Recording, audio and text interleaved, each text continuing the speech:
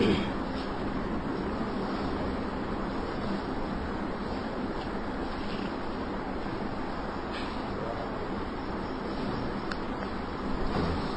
ورحمۃ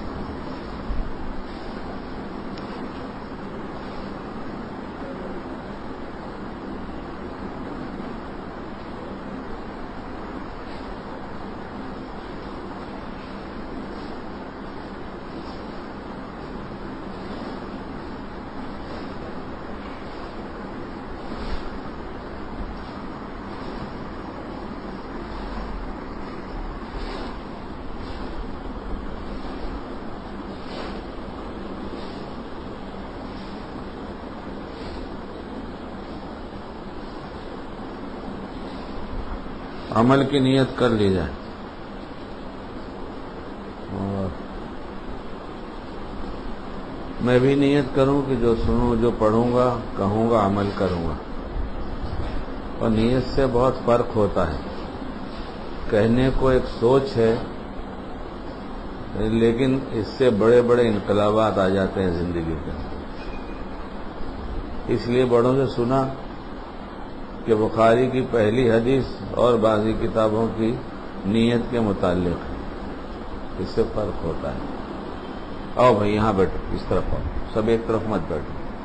کہیں بھی بیان میں، مجلس میں جانا ہو، جب پہنچیں تو پہلے کھڑے رہ کر ایک نگاہ دیکھیں کدھر جگہ ہے، کہاں بیٹھا جائے، ہمارے کہاں بیٹھنے سے ہم کو آسانی ہوگی، بعد میں آنے والوں کو آسانی ہوگی. یہ سب آداب میں سے.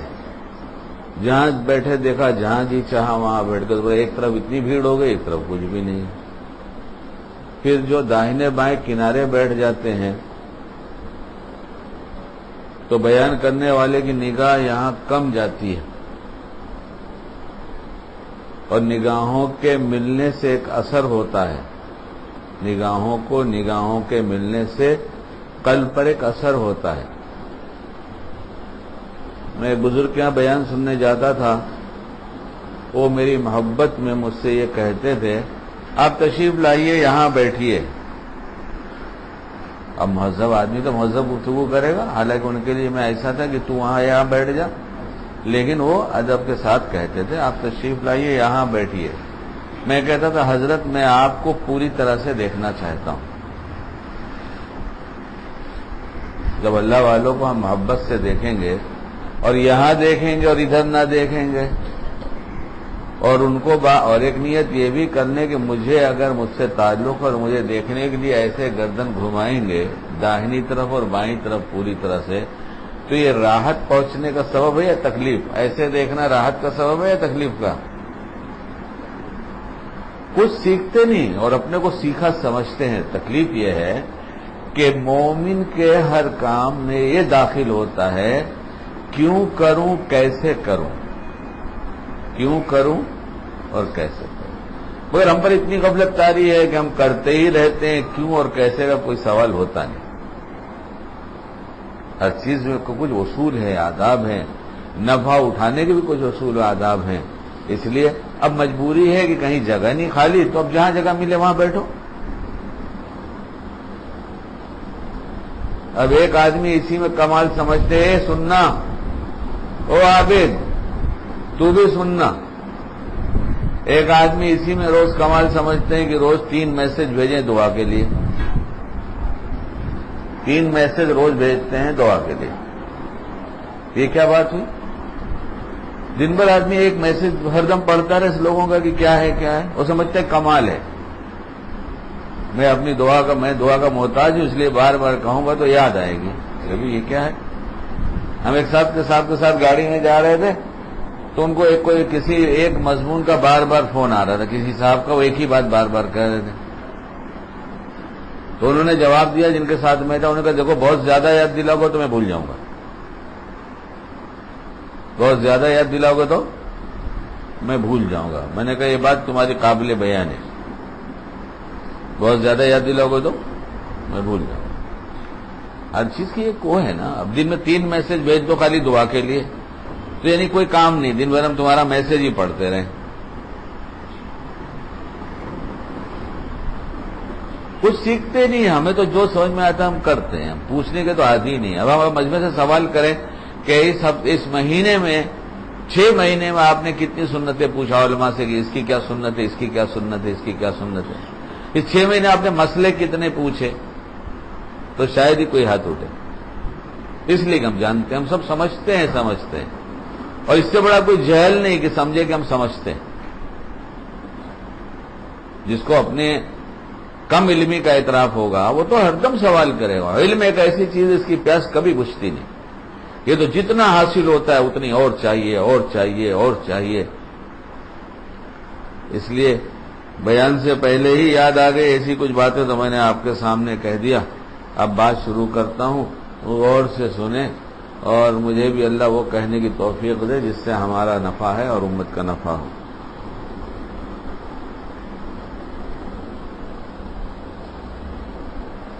بسم اللہ الرحمن الرحیم، نحمد و نصلی علی رسولہ الکریم، اما بعد۔ حضور کائنات صلی اللہ علیہ وسلم کا ارشاد گرامی ہے کہ دوزخ پر خواہشات نفسانی کا پردہ پڑا ہے اور جنت پر ان چیزوں کا پردہ پڑا ہوا ہے جن کو انسان دنیا کے اندر مشکل اور پر مشقت محسوس کرتا ہے۔ پھر سے پڑھتا ہوں، دوزخ پر خواہشات نفسانی کا پردہ پڑا ہے اور جنت پر ان چیزوں کا پردہ پڑا ہوا ہے جن کو انسان دنیا کے اندر مشکل اور پر مشقت محسوس کرتا ہے اور ناپسندیدہ سمجھتا ہے۔ اس حدیث کی تشریح کرتے ہوئے حضرت مفتی تقی عثمانی صاحب دامت برکاتہم فرماتے ہیں کہ اس دنیا کو اللہ تعالیٰ نے امتحان اور آزمائشوں کا گھر بنایا ہے۔ اس آزمائش کا تقاضا یہ ہے کہ انسان اپنی عقل اور سمجھ استعمال کر کے اس امتحان میں کامیابی حاصل کرے۔ اگر دوزخ سامنے کر دی جاتی کہ دیکھو یہ دوزخ ہے اور اس میں آگ بھڑک رہی ہے اور اس عذاب کا مشاہدہ ہو جاتا، اور دوسری تو جنت سامنے کر دی جاتی کہ اس جنت کی نعمتوں اور اس کے پرکیف مناظر سامنے ہوتے، اور پھر انسان سے کہا جاتا کہ تم ان دونوں مقامات میں سے ایک مقام کو اپنے لیے اختیار کر لو اور اس کے راستے پر چل پڑو، پھر تو یہ امتحان نہ ہوتا۔ دونوں چیزیں دکھا دی جاتی اور بتا دیا جاتا کہ یہ ہے اور یہ ہے، اب تم جدھر چاہے چلو، تو پھر امتحان نہیں ہوتا۔ یہ امتحان اس طرح رکھا کہ اللہ تعالیٰ نے جنت بھی پیدا فرمائی اور جہنم بھی پیدا فرمائی، لیکن جہنم پر نفسانی خواہشات کا پردہ ڈال دیا اور وہ نفسانی خواہشات انسان کو جہنم کی طرف لے جانا چاہتی ہیں۔ مثلا دل چاہتا ہے کہ فلاں کام کر لوں، حالانکہ وہ کام دوزخ میں لے جانے والا ہے، اور دوسری طرف جنت پر مکروہات کا پردہ ڈال دیا اور ایسی چیزوں کا پردہ ڈال دیا جن کو انسان کا نفس برا سمجھتا ہے۔ مثلا کہ صبح سویرے اٹھو، اپنی نیند کو چھوڑو، مسجد کی طرف جاؤ، نماز فجر ادا کرو، ذکر کرو، گناہوں کو چھوڑو۔ اب انسان کا نفس ان باتوں کو بظاہر برا سمجھتا ہے، لیکن جنت کو ان کے پیچھے چھپا دیا گیا ہے اور اس پر ان کا پردہ ڈال دیا۔ جتنی چیزیں نفسانی خواہشات سے متعلق ہیں، اگر انسان ان کے پیچھے اس طرح چل پڑے کہ جو جی میں آئے کر گزرے اور یہ نہ دیکھے کہ کام حلال ہے یا حرام ہے، جائز ہے یا ناجائز ہے، تو اس صورت میں یہ راستہ سیدھا جہنم کی طرف لے جائے گا۔ مثلا انسان کا دل کھیل تماشوں کی طرف بہت مائل ہوتا ہے۔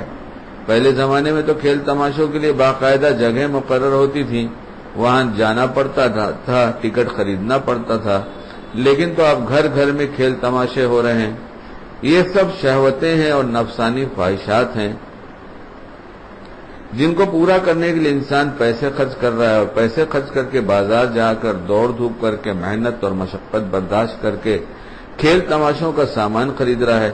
وہ اپنے گھر کے اندر، اپنے ڈرائنگ روم میں، اپنے بیڈ روم میں اور اپنے بچوں کے لیے دوزخ کے انگارے خرید کر لا رہا ہے۔ جنت کا سامان کرنے کے بجائے جہنم کا سامان کر رہا ہے، یہ سب کچھ اس لیے کر رہا ہے کہ خواہشات کا پردہ پڑا ہوا ہے۔ اگر یہ پردہ اٹھ جائے اور حقیقت شناس نگاہ پیدا ہو جائے تو اس وقت معلوم ہوگا کہ میں یہ سارے کام جو کر رہا ہوں در حقیقت جہنم میں لے جانے والے کام ہیں۔ دوسری طرف جنت کے اوپر مکروہات اور ناپسندیدہ چیزوں کا پردہ پڑا ہوا ہے۔ انسان کا نفس یہ نہیں چاہتا کہ عبادات اور طاعت کی طرف چلے، اللہ تعالیٰ کے حکموں کو مانے، لیکن یہی راستہ جنت کی طرف لے جانے والا ہے۔ جو آدمی ایک مرتبہ ہمت کر کے شہوات کے راستے سے اپنے آپ کو بچا لے اور اس راستے پر چل پڑے جو بظاہر پر مشقت نظر آ رہا ہے تو وہ انسان سیدھا جنت میں چلا جائے گا۔ چنانچہ معلوم ہوا کہ نفسانی خواہشات سے اجتناب کرنا انتہائی ضروری ہے، اس لیے اب ہم نفسانی خواہشات کا بیان شروع کر رہے ہیں کہ نفسانی خواہشات پر چلنے کے کیا کیا نقصانات ہیں اور اس سے بچنے کے کیا فوائد ہیں، اور قرآن و حدیث کے مطالعے سے ہمیں کیا سبق ملتا ہے۔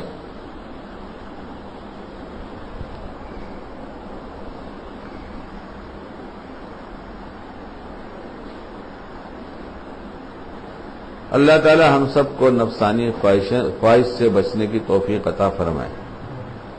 نفس کی حقیقت، انسان کے اندر طاقت ہے جس سے وہ کسی چیز کی خواہش کرتا ہے، خواہ وہ خواہش بھلائی کی ہو یا برائی، اس کو نفس کہا جاتا ہے۔ انسان کے اندر طاقت ہے جس سے وہ کسی چیز کی خواہش کرتا ہے، خواہ وہ خواہش بھلائی کی ہو یا برائی، اس کو نفس کہا جاتا ہے۔ نفس کی 3 قسمیں ہیں، نفس 3 قسم کا ہوتا ہے۔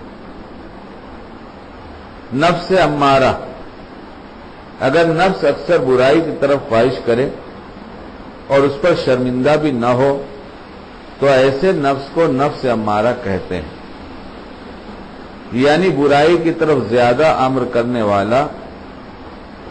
اسی نفس امارہ سے متعلق ارشاد باری تعالی ہے، بے شک نفس ریا وہ برائی کی طرف حکم کرنے والا ہے مگر جبکہ میرا رب رحم فرما دے۔ اب یہ پہلا نفس جو پڑھا جا رہا ہے، اب اسے غور سے دوبارہ سنیں اور میں بھی اسے پڑھ رہا ہوں اور میں بھی سمجھوں اور آپ بھی سمجھیں، اور یہ سوچا جائے کہ یہ میرے اندر ہے یا نہیں۔ اگر نفس اکثر برائی کی طرف خواہش کرے اور اس پر شرمندہ بھی نہ ہو تو ایسے نفس کو نفس امارہ کہتے ہیں، یعنی برائی کی طرف زیادہ امر کرنے والا۔ اسی نفس امارہ سے متعلق میں نے آپ کو قرآن کی آیت بھی سنایا، خواہش تو برائی کی طرف کرے اور برائی ہو جائے تو شرمندہ نہ ہو۔ اب ہم اپنے بارے میں غور کریں کہ ہم کچھ غلطیاں برائیاں کرتے ہیں یا نہیں کرتے، تو ضرور کرتے ہیں، ضرور کرتے ہیں، نہیں کرتے ایسا نہیں۔ تو یہ ہمیں بری لگتی ہے، ہم اس سے توبہ کرتے ہیں، شرمندہ ہوتے ہیں، یا ہم راضی رہتے ہیں کہ چلو سب ٹھیک ہے، چلتا ہے، کیا ہے، ابھی ماحول ہے، ابھی ہوتا ہی ہے، ہو گیا تو کیا حرج کی بات ہے۔ کسی اور کے بارے میں نہیں، بیان تو ہمیشہ اپنے کو اکیلا سمجھ کر سننا چاہیے، چاہے مجمع کتنا بڑا ہو، سننے والا سمجھے یہ بات مجھ اکیلے سے کہی جا رہی ہے تو اسے نفع ہوگا۔ ایک ہے برائی کا ہونا اور ایک ہے برائی کر کے شرمندہ ہونا۔ اگر شرمندہ نہیں ہے تو یہ نفس امارہ ہے، ابھی اور آگے آئے گی بات، پھر تھوڑا آگے بڑھوں پھر بات کروں۔ دوسرا نفس لوامہ ہے، یہ وہ نفس ہے جو گناہوں سے بچتا ہے، یہ وہ نفس ہے جو گناہوں سے بچتا ہے مگر کبھی کبھار گناہ میں بھی مبتلا ہو جاتا ہے۔ لیکن جب گناہ کا احساس ہوتا ہے تو پھر اپنے آپ کو ملامت کرتا ہے۔ پس جب نفس اپنے آپ کو ملامت بھی کرنے لگے اور اپنے کیے پر شرمندہ بھی ہونے لگے تو اس وقت یہ نفس لوامہ کہلاتا ہے۔ قرآن کریم میں اس سے متعلق ارشاد ہے، اور قسم کھاتا ہوں میں بہت ملامت کرنے والے نفس کی۔ یہ دوسری قسم ہو گئی کہ گناہوں سے بچتا ہے، اپنے آپ کو بچاتا رہتا ہے، پھر کبھی ہو گیا گناہ تو بہت شرمندہ ہوتا ہے، بہت پچھتاتا ہے کہ ہائے مجھ سے یہ کیا ہو گیا۔ تو یہ دوسری قسم ہے نفس کی۔ اب ہم کون سی قسم میں ہیں، ہم خود دیکھیں۔ پچھتاتے ہیں، نہیں پچھتاتے، تو پھر نفس امارہ ہے، اور اگر پچھتاتے ہیں تو نفس لوامہ ہے۔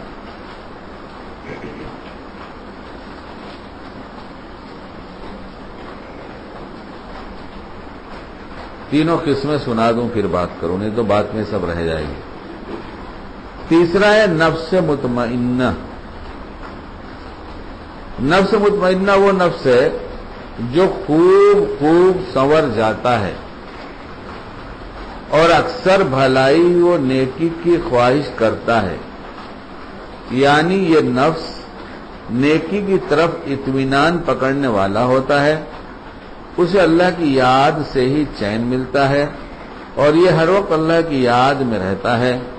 اس نفس کا تذکرہ قرآن کریم میں ان لفظوں کے ساتھ آیا ہے، اے اطمینان والی روح، آگے ارشاد ہے، تو اپنے پروردگار کی طرف چل اس طرح سے کہ تو اس سے خوش، وہ تجھ سے خوش۔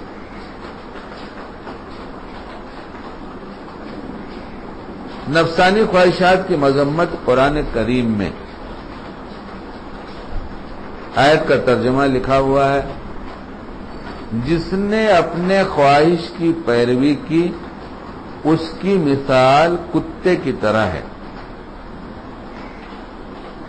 جس نے اپنی خواہش کی پیروی کی اس کی مثال کتے کی طرح ہے۔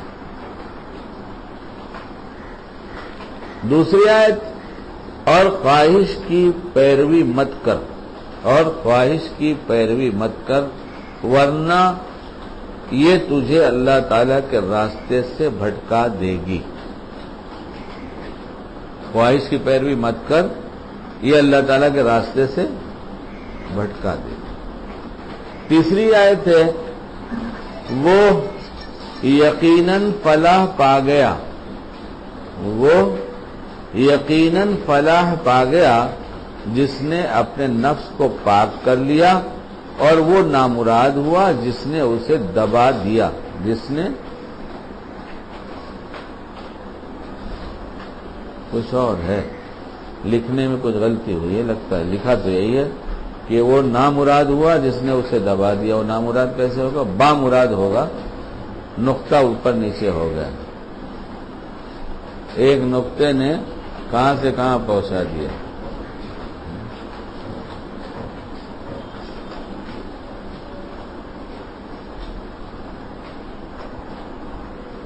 وہ یقیناً فلاح پا گیا جس نے اپنے نفس کو پاک کر لیا، اور با مراد ہوا جس نے اسے دبا دیا۔ چوتھی آیت، بے شک نفس تو ضرور برائی کا حکم دیتا ہے۔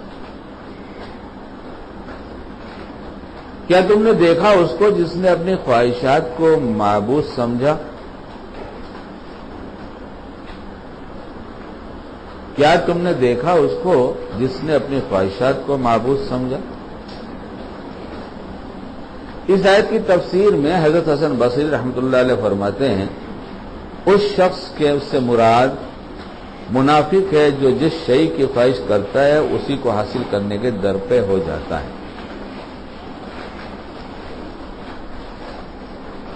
اب حدیث، حضرت ابو ہریرہ رضی اللہ تعالیٰ فرماتے ہیں کہ رسول اللہ صلی اللہ علیہ وسلم نے ارشاد فرمایا کہ وہ آدمی پہلوان نہیں ہے جو لوگوں کو پچھاڑ دے،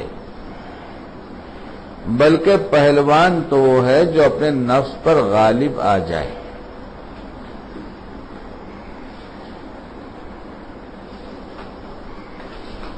حضرت جابر رضی اللہ عنہ فرماتے ہیں کہ رسول اقدس صلی اللہ علیہ وسلم ایک غزوے سے واپس ہوئے تو مجاہدین سے فرمایا کہ تمہارا آنا مبارک ہے، تم چھوٹے جہاد سے بڑے جہاد کی طرف آئے۔ صحابہ کرام نے عرض کیا یا رسول اللہ، بڑا جہاد کون سا ہے؟ بڑا جہاد کون سا ہے؟ فرمایا انسان کا اپنی خواہشات نفسانی سے جہاد کرنا۔ انسان کا اپنی خواہشات نفسانی سے جہاد کرنا یہ بڑا جہاد ہے، اس کے مقابلے میں کہ کہیں سے جنگ کے میدان سے واپس آ رہے ہیں جہاں گردن دینے گئے تھے، جان دینے گئے تھے، اللہ نے غازی بنایا اور واپس بھیج دیا۔ فرمایا وہ جہاد چھوٹا ہے اور اب جو جا رہے گھر پر واپس جس ماحول میں یہ بڑا ہے۔ اور میں آپ کو حدیث سنا رہا ہوں، اپنے گھر سے کچھ بھی نہیں سنا رہا ہوں، نہ اپنی طرف سے۔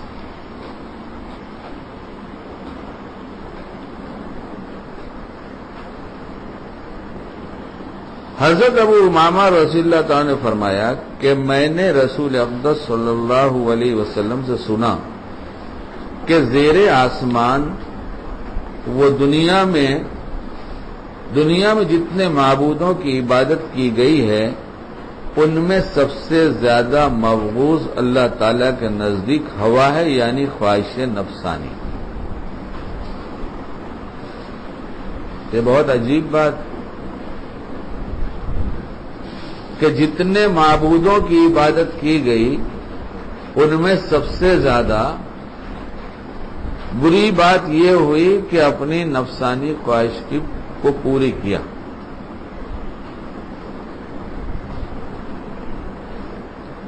رسول اللہ صلی اللہ تعالی علیہ وسلم کا ارشاد مبارک ہے کہ خبردار، ایک گھڑی کی شہوت طویل زمانے تک غمگین اور عذاب مبتلا کر دینے والی ہے۔ ایک گھڑی کی شہوت، اللہ ہم سب کی حفاظت فرمائے، ایک گھڑی کی شہوت طویل زمانے تک غمگین اور عذاب میں مبتلا کر دینے والی ہے۔ رسول اللہ صلی اللہ علیہ وسلم نے ارشاد فرمایا کہ تمہارا سب سے بڑا دشمن خود تمہارا نفس ہے، جو تمہیں برے کاموں میں مبتلا کر کے ذلیل و خوار بھی کرتا ہے اور طرح طرح کی مصیبتوں میں گرفتار کر دیتا ہے۔ یہ ہم لوگ کے ساتھ ہے یا نہیں ہے؟ سوال جواب ہوگا بھائی، ابھی بولو تو صحیح ہے۔ وہ ناکام رہا ہم لوگوں کے ساتھ یا وہ کامیاب رہا؟ اب تک کے حالات ہمارے کیا بتا رہے ہیں؟ یہ نفس کامیاب رہا یا ہم کامیاب رہے؟ کیا ہوا؟ جب نفس کامیاب رہا تو نتیجے میں کیا ہوگا کہ تمہیں برے کاموں میں مبتلا کر کے ذلیل و خوار بھی کرتا ہے اور طرح طرح کی مصیبتوں میں گرفتار کر دیتا ہے۔ اچھا، جو ہوا سو ہوا، اب کیا خیال ہے؟ ابھی اس کی بات مانی جائے گی؟ ابھی مانی جائے گی؟ نہیں مانی جائے گی۔ تو پہلے یہ پتا چلے کہ کب کب کیا کیا کرایا، یہ ہونا چاہیے نا۔ اگر اب نہیں مانیں گے اور پہلے یہ بات ہو چکی کہ ہاں تھوڑا سا کہ نفس ہمارے ساتھ ہے اور ہمارا دشمن ہے اور ہمیں برائی کی طرف ترغیب دے کر لے گیا اور ہم اس کی باتوں میں آ گئے اور مبتلا ہو گئے اور وہ کام کر بیٹھے جو ہمیں نہیں کرنا تھا، تو اس کا اعتراف تو ہم سب نے کر لیا کہ ہاں ایسا ہوا۔ اب ذرا پلٹ کے اپنی زندگی میں غور کیا جائے، کیونکہ ہم نے ارادہ کر لیا کہ اب ہم اس کی بات نہیں مانیں گے، تو یہ پتہ چلنا بھی چاہیے کہ کہاں کہاں مانا ہے۔ یہ بات بھی تو ہونی چاہیے نا۔ نہیں مانیں گے انشاءاللہ، بس ہو گئی، چلو تمہارے گھر میں میرے گھر۔ نہیں، یہ تو پتہ چلنا ضروری ہے کہ اگر یہ کامیاب ہوا اس لیے ہم سے غلط کام کرائے، تو کہاں کرائے، کتنے کرائے، کتنی دفعہ کرائے؟ پھر اس کو ہم یہ دیکھیں، غور کریں، سوچیں کہ کیا ایسا تو نہیں ہم اس کے عادی ہو گئے؟ عادی کو کیا بولتے بھائی انگریزی میں؟ کیا کہتے ہیں؟ ہیبیچول.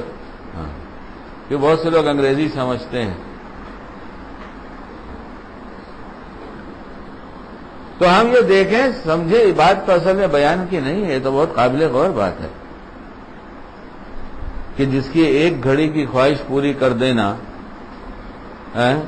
عرصے دراز طویل زمانے تک غمگین کرتا ہے اور عذاب کا مستحق بناتا ہے، اور وہ ہمارے ساتھ ہے. نہیں ہے ایسا نہیں، سب کے ساتھ ہے، اور ہمیں اس نے دھوکہ دیا. عبدالرحیم کدھر ہے؟ اچھی بات. تب غور کریں، ذرا دیکھیں کیا کیا دھوکہ دیا. کچھ سمجھ میں آ رہا ہے؟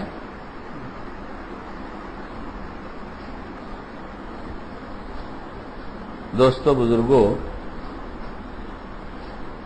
دھوکہ اس کا نام ہے، دھوکہ اس کا نام ہے کہ دھوکہ کھا جائے اس وقت اسے پتہ نہ چلے،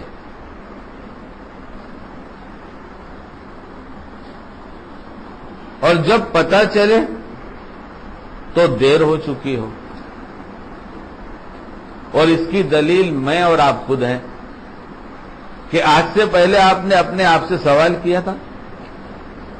بتائیے، کیا اپنے آپ سے سوال کیا تھا کہ اے نفس، تو نے بہت دھوکہ دیا، یہاں دیا، اب تجھے سزا دوں گا، تجھے بات نہیں مانوں گا؟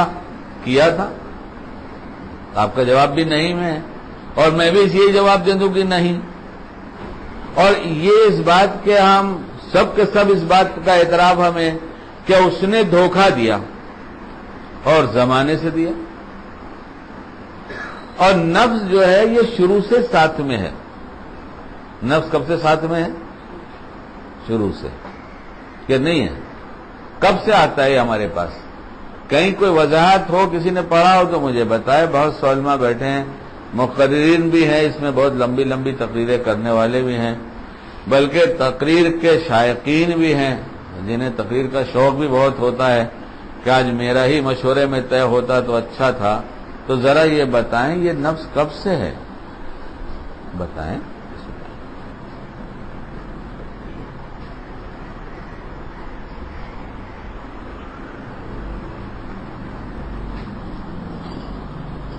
کہیں کوئی وضاحت ملتی ہے؟ آپ کی سمجھ کیا کہتی ہے؟ بولو، بولو، سب بولو نا صحیح. بچپن سے. اور ابھی تک 55 میں پہنچنے کے بعد بھی سمجھ میں نہیں آئی. کتنے سال دھوکہ کھایا؟ بچپن سے 55 تک پہنچ گئے اور اب تک سمجھا نہیں کہ کیا دھوکہ. اس سے بڑا اور کیا دھوکہ ہوگا یہ تو بتائیے مجھے.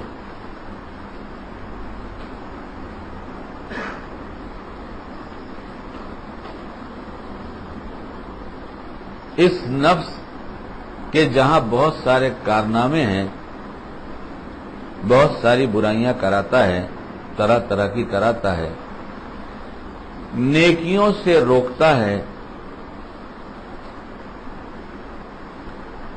میرے چھوٹے چھوٹے بچوں کے بچے ہمارے جو ہیں، ہمارے بچوں کے چھوٹے چھوٹے بچے، یہ پوتی پوتے، تو اس میں ایک نواسا اور نواسی تو باہر رہتے ہیں صورت میں، دونوں بڑے ہو گئے. اللہ فتنوں سے حفاظت فرمائے. اب ایک جو ہے یہاں والے سب ابھی چھوٹے چھوٹے.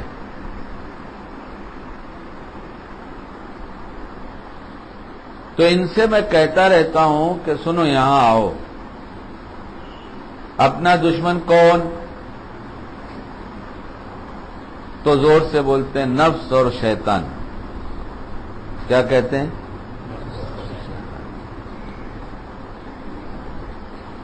دشمن کی پہچان نہیں کرائیں گے، اور جب 55 اور 50 اور 60 میں کوئی بیٹھ کر سمجھائے گا کہ دشمن ہے، تو یہ جو گزر گیا عرصہ اتنا لمبا لٹ جانے کا، اس کا کیا؟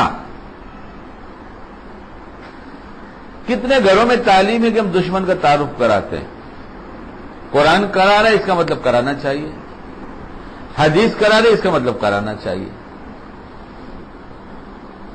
ہے نا؟ تعارف ہم نے قرآن بھی سنایا، آپ کو حدیث بھی سنایا، لیکن یہ تذکرہ ہمارا ہے کتنا؟ اس کا تذکرہ ہے کتنا؟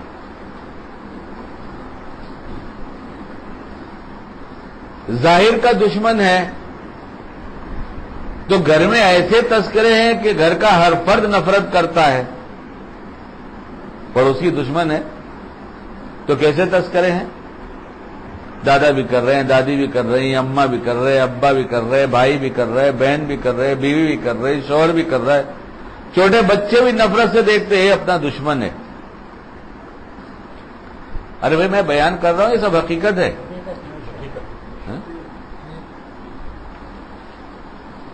یہ جس دشمن کا ہم نے تعارف کرا لیا اور جس کی برائی دل میں بیٹھایا، اس سے پہنچنے والا نقصان کتنا؟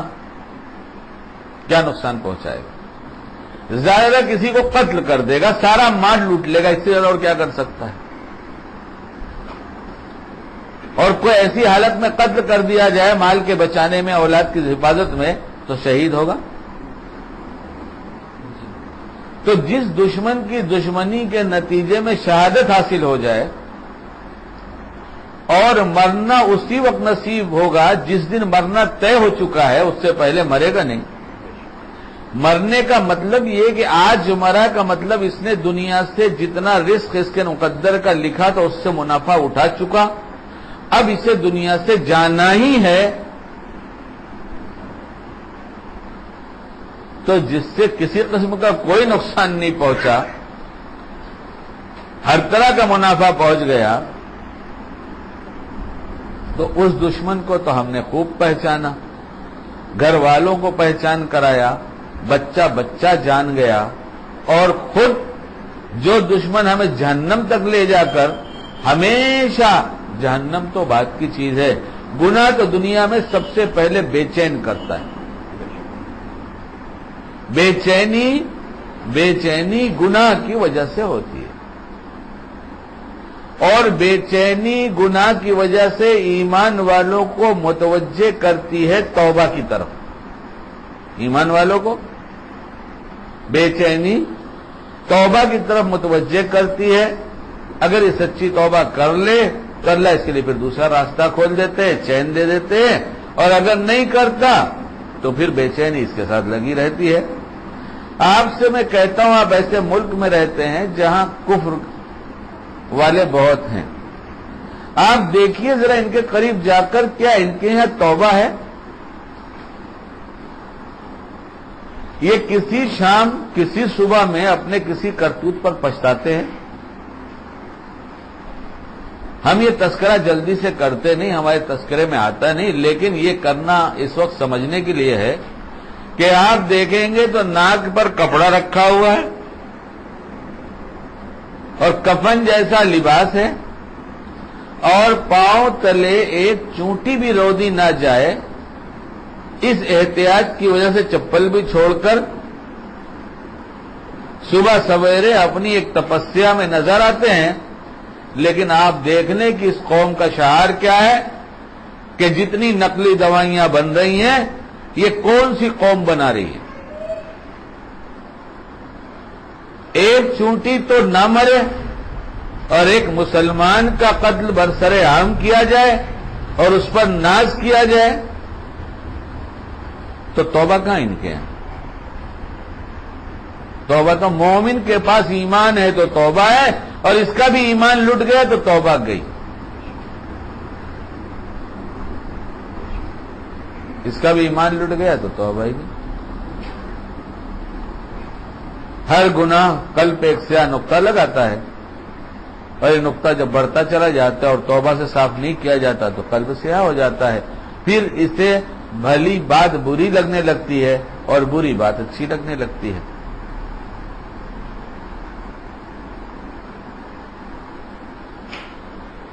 جن گناہوں کا اس نے ایسا رواج ڈالا جو ہمارے معاشرے میں عام ہو گئے. ہم دوسرے کو نہ دیکھیں, ہم ذرا اپنے گھروں میں دیکھیں اور اپنی زندگی دیکھیں, دوسرے کو نہیں. اب پلٹ آئیں اپنی طرف.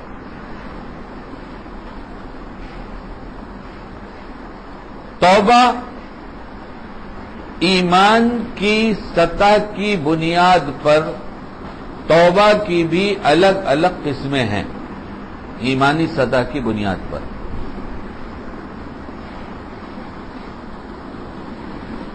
جس کی بہت اونچی سطح ہوگی, ایمانی سطح بہت اونچی ہوگی, تو ادب اور سنت اور مستحب کو چھوڑ دے گا. ادب, مستحب اور سنت کو چھوڑے گا تو پچھتائے گا. کون سا گناہ کیا اس نے کہا؟ ادب کے خلاف اگر کر لیا تو اللہ پکڑ لیں گے. مستحب کے خلاف کرے گا تو کیا اللہ پکڑ لیں گے؟ سنت کے خلاف کرے گا تو کیا اللہ پکڑ لیں گے؟ کہاں پکڑیں گے؟ ہے کتاب میں. فرض کا تارک ہو تو پکڑا جائے گا, واجب کا تارک ہو تو پکڑا جائے گا. آج سنت چھوڑ دیا اس نے. لیکن جس کی ایمانی سطح اتنی بلند ہو کہ اللہ سے خاص تعلق ہے, تو جس سے تعلق ہوتا ہے ایک عشق ہزار بدگمانی, یہ بہت بڑی تقریر اس کے اندر علماء نے سمجھا چھپا رکھا ہے ایک جملے میں. کیا ہے؟ ایک عشق ہزار بدگمانی. صحابی رسول نے کیا کہہ رہے ہیں کہ میں نے آ کر سلام کیا, آپ علیہ الصلوۃ والسلام نے جواب نہیں دیا نماز میں.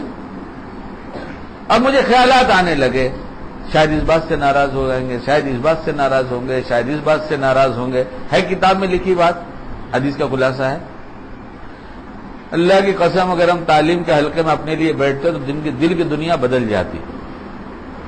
دل کی دنیا بدل جاتی کہ یہ تعلیم ہمارے لیے, یہ بیان صرف ہمارے لیے, یہ مضمون صرف ہمارے لیے, تو بدل جاتی. پرسوں بھی میں بیان میں سنا کر آیا کہ ہمارے ہاں ایک بڑے مقرر صاحب جو میرے بیٹے جیسے ہیں تشریف لائے.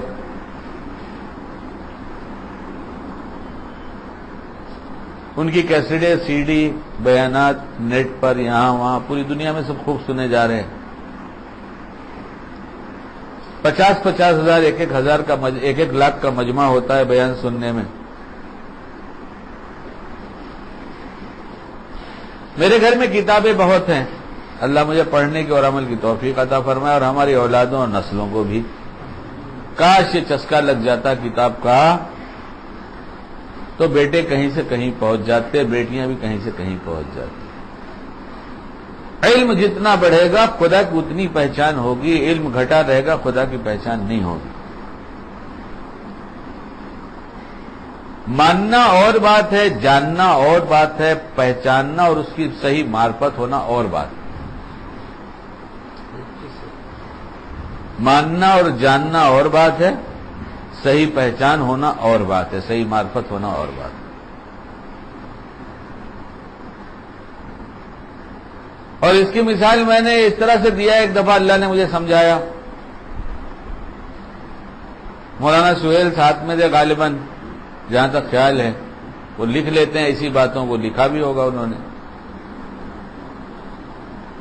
کہ یہاں میرا آفس ہے, وہاں میرا بیٹا عبداللہ کھڑا تھا اور میں بمبئی کے لیے نکل گیا. یہ میں نے ایک مثال بنایا سمجھنے کے لیے. ایک صاحب آئے جنہوں نے پوچھا شکیل بھائی ہیں؟ بیٹے نے کہہ دیا نہیں ہے. بمبئی گئے, وہ پلٹ کے جانے لگے. میرا بیٹا اپنے کام میں لگ گیا, لیکن اس کو اچانک خیال میں پوچھو ہے کون؟ اس نے آگے بڑھ کر پوچھا انکل آپ کون ہیں, کہاں سے آئے؟ تو انہوں نے ایک ایسا نام بتایا جس کو میرے بیٹے نے بہت دفعہ سنا میری زبانی, اور بڑے پیار سے سنا کہ میرے ان کے بڑے گہرے تعلقات ہیں, میرے بڑے اچھے دوست ہیں. تو جب یہ نام سنا تو اس نے کہا انکل آپ ایسے کیسے جائیں گے؟ انکل ابا تو بہت دفعہ آپ کا تذکرہ کرتے، بیٹھیے آفس میں، آپ کو ایسے نہیں جانے دوں گا، میں ابھی فون لگاتا ہوں، بابا سے بات کراتا ہوں، اب بھی کراتا ہوں، یہ ہوگا؟ تھوڑی دیر پہلے پہچان نہیں تھی تو ایسے ہی چلے گئے، اور اب پہچان ہو گئی تو اکرام بڑھ گیا۔ ایسے ہم اللہ کو جانتے ہیں، اللہ کے نبی کو جانتے ہیں، مانتے ہیں، لیکن پہچانتے نہیں کہ یہ کیسے ہیں، ہمارے کیسے محسن ہیں، ہمارے لیے کیا کیا کیا ہے، اب بھی کیا کرتے ہوں گے، کتنے تڑپتے ہوں گے۔ یہ سب جب ہم سوچیں گے سمجھیں گے، جب صحیح معرفت ہوگی تو پھر احساس ہو جائے گا کہ ہمیں کیسے رہنا چاہیے۔ بیان نہیں ہے دوستو، یہ بہت اہم باتیں ہیں، اور اس لیے آ رہی ہیں کہ بہت دور دور سے بڑے بڑے علماء اور طالبین آئے ہیں، یہ انہی کی برکت ہے، میرا کوئی کمال نہیں ہے۔ بیان کرنے والے کبھی کمال نہیں ہوتا، سننے والوں کی توجہ کی برکت سے بات آتی ہے۔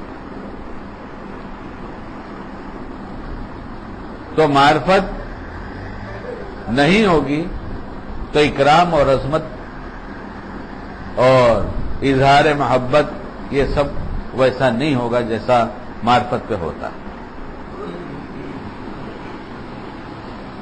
اور یہ اچھے برے سب کے ساتھ ہے، دوست و دشمن سب کے ساتھ۔ معرفت کے بقدر اس کے ساتھ سلوک ہوتا ہے۔ سن 77 کی بات ہوگی جہاں تک مجھے خیال ہوتا ہے۔ کتنا زمانہ گزر گیا، کتنے سال گزر گئے؟ ارے بتائیں، 77 گیا تو کتنے سال ہوئے؟ 34 سال۔ ہاں، ایک لڑکا ٹیوشن پڑھ رہا تھا تو باپ سے اس نے کہا کیلکولیٹر منگا دیجئے، میں میتھس پڑھ رہا ہوں، مجھے جوڑنا گھٹانا نہیں آتا، اور منگا دیجئے۔ تو کیا پڑھے گا بتائیے آپ، کیا پڑھے گا؟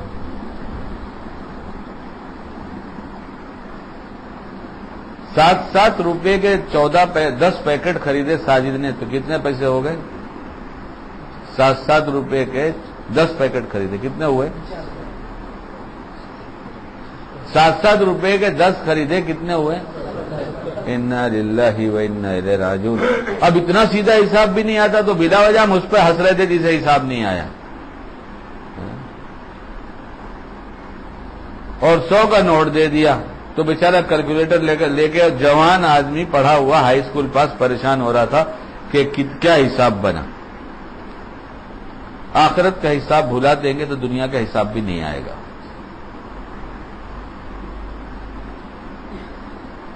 جس کو وہ حساب یاد رہے گا اس کو سب حساب آئے گا۔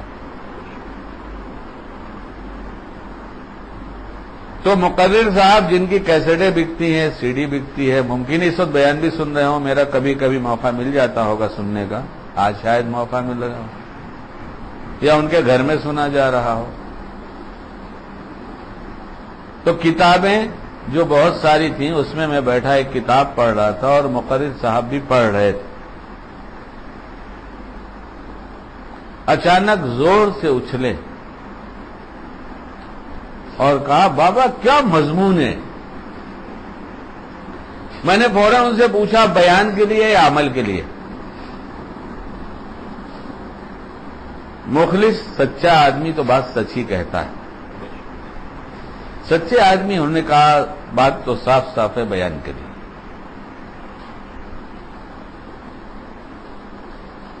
ورنہ 2.5 گھنٹے کی تعلیم، 2 گھنٹے کی تعلیم، دن میں 4.5 گھنٹے کی تعلیم، چلے بھر کی تعلیم، 4 مہینے کی تعلیم، مسجد کی روز کی تعلیم، زندگی میں ذرا بھی ہلچل و تبدیلی نہ ہو سوائے بیان کے، تو اس کا مطلب ہم دوسروں کے لیے سنتے ہیں۔ ورنہ دیکھیے آپ، ہے حدیث کا مفہوم کہ نماز کی حالت میں آپ علیہ الصلوۃ والسلام کو آ کر سلام کیا، جو پہلے سے عادت تھی سلام کی، سلام کا جواب ملا کرتا تھا۔ آج سلام کیا تو جواب نہیں ملا تو خیال آنا شروع ہوا، شاید اس غلطی پہ ناراض ہو گئے ہوں گے، شاید اس غلطی پہ ناراض ہوں گے، شاید اس غلطی پہ ناراض ہوں گے، ہے ہے کتاب میں بات. لیکن جب سلام پھیر لیا آپ علیہ الصلوۃ والسلام نے تو کس غلطی کی نشاندہی کیا؟ غلطی کی نشاندہی نہیں کیا، بلکہ حکم بدل گیا. حکم بدل گیا.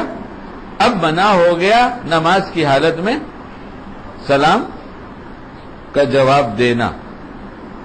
اور آج تو دیکھو صف لگی رہتی ہے، ذرا دیکھو تو ہم نام نہیں لیتے کون سے ملک کی بات ہے، جواب سے آپ سمجھ جائیں گے. موبائل کی گھنٹی بجی تو اٹھایا صلی رکھ دیا، تب تو سمجھ گئے ہوں گے نا کہاں کی بات ہے.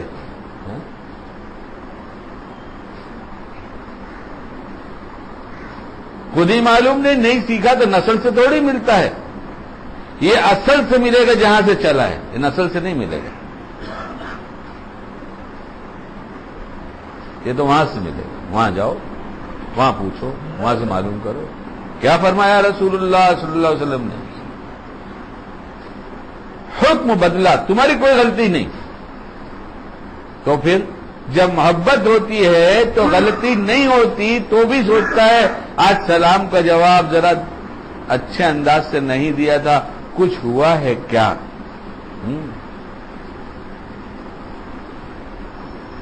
اور کامل مومن والا جس کا ایمان کامل ہے، ایسا مومن کامل ایمان والا وہ سب برداشت کر سکتا ہے، لیکن نبی کی نگاہ پھر جائے اسے برداشت نہیں کر سکتا.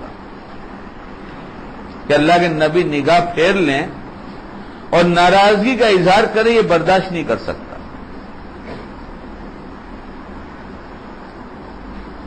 اور داڑھی مڑانے والوں سے اور داڑھی چھوٹی رکھنے والوں سے اللہ کے نبی ایسے ناراض ہوتے ہیں کہ اگر ایسی حالت میں وہاں جا کر سلام روضہ اطہر پر پیش کرے تو سلام کا جواب نہیں دیتے.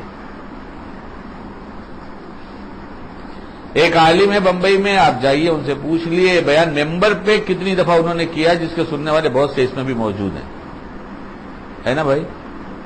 آپ تو وہاں اعتکاف کرتے ہیں، آپ جانتے ہیں نا. میں اپنی طرف سے کچھ نہیں کہہ رہا ہوں. پھر امتی اس پر راضی رہے کہ نبی روٹے یا نہ روٹے میرا کیا، تو ہے ایمانی سطح کہاں کی بتاؤ تو صحیح. جس کے روٹنے سے خدا روٹ جائے، کائنات روٹ جائے، دنیا اجڑ جائے، آخرت اجڑ جائے، سب اجڑ جائے، جس کا اس پر اگر راضی ہے تو اس سے بڑا کوئی بیوقوف ہے. اور ایمان چھوڑ دینا، ایمان کی حالت میں نہ رہنا، کفر کی حالت میں جینا، یہ دنیا میں بدترین بیوقوفی، اس سے بڑی کوئی بیوقوفی نہیں. جو پہچاننے والے کو جو اپنے بنانے والے کو، اپنے محسن کو، جو اپنے لیے راتوں میں رویا ہو، جو کوڑا ہو، جو پتھر کھایا ہو، پیٹ پر پتھر باندھا ہو، ایسے محسن کی بات اس کو سمجھ میں نہ آئے تو اس سے بڑا بے وفا کون ہو سکتا ہے، تو بتاؤ. لیکن شرط ہے جب محبت ہوگی تب تو دل دکھے گا کہ کیا ہوا، کیسے ہوا. یہ بات کہاں سے چلی گئی؟ ایک عشق ہزار بدگمانی. معرفت جتنی ہوتی ہے کسی کی، آدمی اس کا اتنا ہی ادب کرتا ہے. اور معرفت جب بڑے کی ہو جاتی ہے تو بڑے کے سامنے اس کی چھوٹی سی نافرمانی بھی بہت بڑی سمجھی جاتی. اور معرفت کے بقدر توبہ ہوتی ہے. کیسی توبہ؟ اللہ کی ذات کو پہچانتا ہے، اللہ کو جانتا ہے تو توبہ ویسی ہوگی. تو گناہ پہ توبہ نہیں ہو رہی، کائے پہ توبہ ہو رہی ہے. دیکھیے مدلل بات ہے، علماء بہت سارے بیٹھے ہیں، کہیں گے کہیں کی بھی بول رہا ہے، نہیں آپ سنیے، اور کہیں کی تو مجھے بتا دیجئے، میں توبہ کروں گا، اعلان کروں گا یہ بات میں نے غلط بیان کیا، صحیح ہے. حضرت ابو بکر صدیق رضی اللہ تعالیٰ عنہ جیسی نماز اس امت میں کوئی ہے پڑھنے والا؟ بتاؤ، کوئی ہے تو بتاؤ. نہیں ہے تو بولو کوئی نہیں، کوئی نہیں. سب سے اچھی نماز پڑھا تو نماز کے آخر میں کیا پڑھا ہے؟ اللہم انی ظلمت نفسی ظلما کثیرا، اور آگے آپ بھی جانتے ہیں. تو یہ توبہ کس بنیاد پر ہے یہ تو بتائیں آپ. آگے ہے نا سب کہ یہ ہو گیا، ظلم کر دیا، کس بنیاد پہ، کیا کیا، تو کون سا گناہ کیا.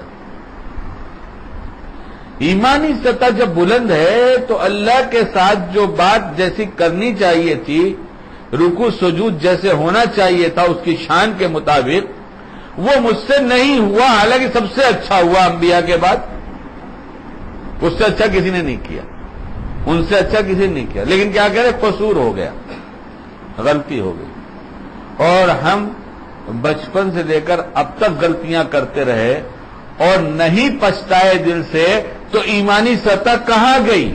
یہ کہنا چاہ رہا تھا شکیل اپنے آپ سے۔ ارے کچھ بات صاف ہو رہی ہے نہیں ہو رہی ہے؟ جی یہ بات تو بہت سمجھنے کی ہے، سوچنے کی اپنے بارے میں، کہ اگر اللہ کی معرفت، اللہ کو ہم پہچانتے تو گناہ کر کے مطمئن رہتے، یہ کیسے ہو گئے؟ اور پہچان ہوتی ہے کسی چیز کے اندھیرے کی وجہ سے یا روشنی کی وجہ سے؟ بتائیے، روشنی ہوگی تو پہچان ہوگی اور اندھیرا ہوگا تو پہچان نہیں ہوگی۔ گناہ قلب کے اندر اتنا اندھیرا پکڑ دیتا ہے کہ اللہ اور اللہ کا نبی سمجھ میں نہیں آتا، جس سے بڑھ کے واضح کوئی چیز نہیں۔ سمجھ رہے گناہ کتنی بری چیز ہے، نفسانی خواہشات پہ چلنا کتنی خراب چیز ہے، کہ اللہ سے زیادہ واضح ہے کون؟ ہر دھوپ بتاتی ہے، ہر چھاؤ بتاتا ہے، آسمان بتاتا ہے، پتیاں بتاتی ہیں، ناخن بتاتا ہے، پلکیں بتاتی ہے، کھانا میں جاتا ہے وہ بتاتا ہے، سانس جاتی آتی ہے وہ بتاتا ہے۔ ایک ایسی ڈاٹ لگا دیا کہ صبح فارغ ہوتے ہی دن میں کسی وقت کہیں سے کچھ نہیں نکلتا، سب کچھ موجود ہے، نہیں نکلتا۔ اس سے زیادہ وضاحت اور اللہ کی کیا چاہیے کہ کوئی لمحہ ایسا نہیں جاتا جس وقت اللہ کی وضاحت کے لیے کوئی سامان دنیا میں موجود نہ ہو، کوئی نگاہ پڑے اور خدا سمجھ میں نہ آئے، لیکن اس کے بعد اس سے بھی نہیں پہچانتا۔ تو قلب میں کس چیز نے اندھیرا کیا ہے؟ یہ نفسانی خواہشات اور گناہوں کا بار بار کرنا۔ ایمان اجالا پیدا کرتا ہے اور کفر اور شرک سب سے بڑا اندھیرا پیدا کرتا ہے، اس کے بعد گناہ اندھیرا پیدا کرتے ہیں۔ درود پڑھیے ایک دفعہ۔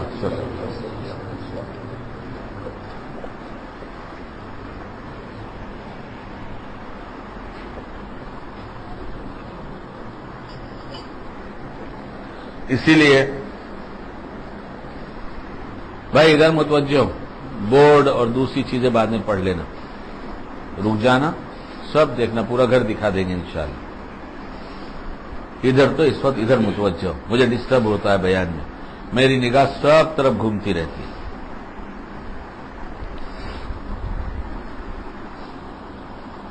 تو یہ نفس ہمارے اور آپ کے ساتھ لگا ہوا، درمیان میں کوئی بات ادھوری ہو تو مجھے بتا دینا۔ نفس ہمارے اور آپ کے ساتھ لگا ہوا ہے اور شروع سے لگا ہوا ہے، اور کام اس کی خصلت تین طرح کی ہے، وہ میں نے آپ کو سنا دیا، پہلا سنایا، دوسرا سنایا، تیسرا سنایا، اور ہم سب نے اس کا اعتراف کر لیا کہ ہم اس کے دھوکے میں آ گئے، اور دھوکے کا دھوکہ دینے کا ماہر وہ ہے کہ جس وقت دھوکہ دے اس وقت سمجھ میں نہ آئے، بعد میں پتہ چلے کیا ہے اس نے ہمیں لوٹ لیا۔ تو کبھی ایسے وقت میں پتہ چلا کہ لوٹ لیا تو کچھ کر سکتے اس کا تدارک، تو ابھی موقع ہے، اور کبھی ایسے وقت پتہ چلا کہ لوٹ لیا اور پھر پتہ ہی نہیں چلا، جو وقت آیا تو پتہ چلا تو موقع نکل گیا۔ اس کی ایک عام زندگی کی مثال، ایک آدمی اپنے دکان سے جہاں ملازمت کرتا ہے اس دکان کے مالک سے تنخواہ لے کر لوٹا 10,000 روپے،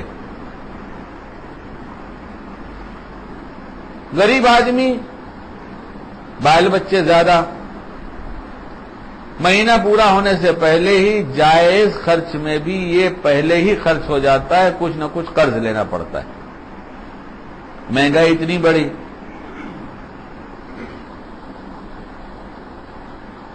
बच्चों की बीमारियां, बीवी की बीमारी, एक बीमारी में इतना खर्च।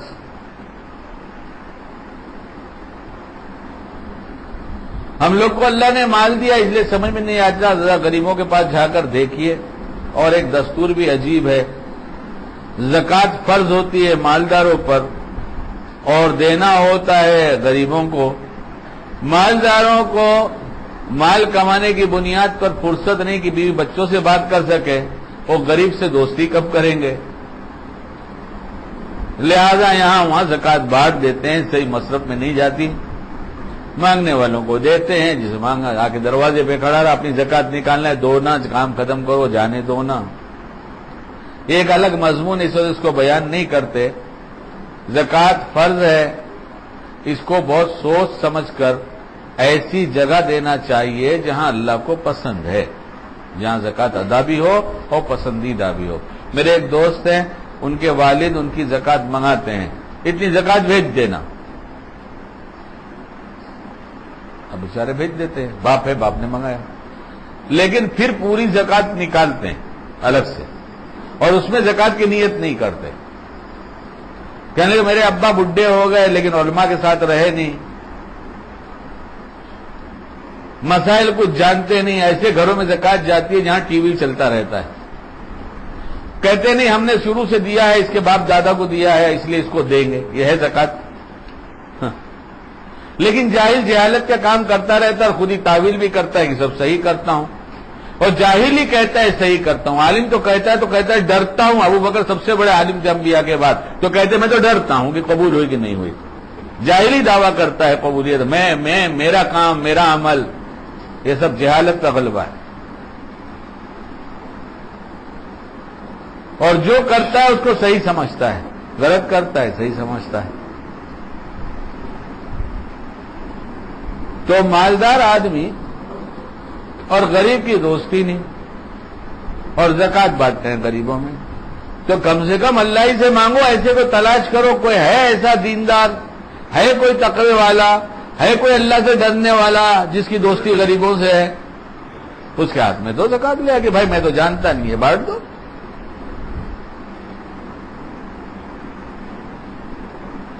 लेकिन ये सब कुछ करना नहीं है हमें तो अपनी मनमानी करना है। वही नफ्स के धोखे। क्या है नफ्स के धोखे? है क्या ये? 10,000 रुपया लेके चलाओ गरीब, ऐसा जरूरतमंद हो गरीब इस नोट को कहीं भी रख देगा या संभाल के चोर पॉकेट में डालेगा।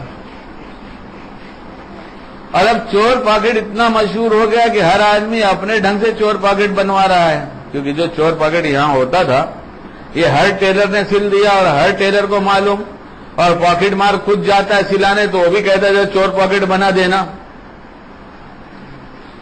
तो चोर पॉकेट चोर को भी जरूरत है चोर पॉकेट की, तो उसको भी मालूम यही बनाते हैं ये। इसलिए समझदार चोर पॉकेट की जगह पर कुछ और रखता है और दूसरी जगह नया पॉकेट बनवाता है कि पता न चले किसी को। तो अब इतना संभाल के रुपया लेके जा रहा है, कहां जा रहा है? घर जा रहा है। बहुत सारी जरूरतें हैं, दूध वाले का बिल हो गया, कपड़े वाले का बिल हो गया, इस्त्री वाले का बिल हो गया और इलेक्ट्रिक का बिल हो गया, सब बिल ही बिल है? दुनिया बिल पेमेंट करने की जगह है। क्या है? दुनिया बिल पेमेंट करने की जगह। एक बिल हमारा आखिरत का तैयार होगा, वहां उसका हिसाब किताब अलग होगा, वो एक साथ दिया जाएगा। ये बिल यहां का मंथली दिया जाता है और आखिरत का बिल एक साथ आएगा। ये है तेरा बिल। तूने कितनी जगह लगाए थे दिल, ये बता। वहां बिल किस बुनियाद पर आएगा?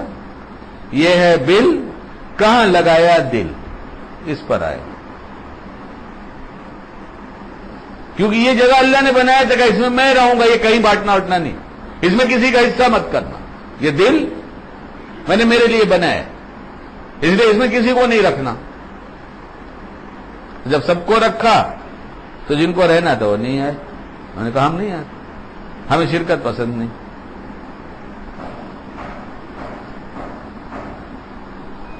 بارہ بج گئے ابھی تو یہاں،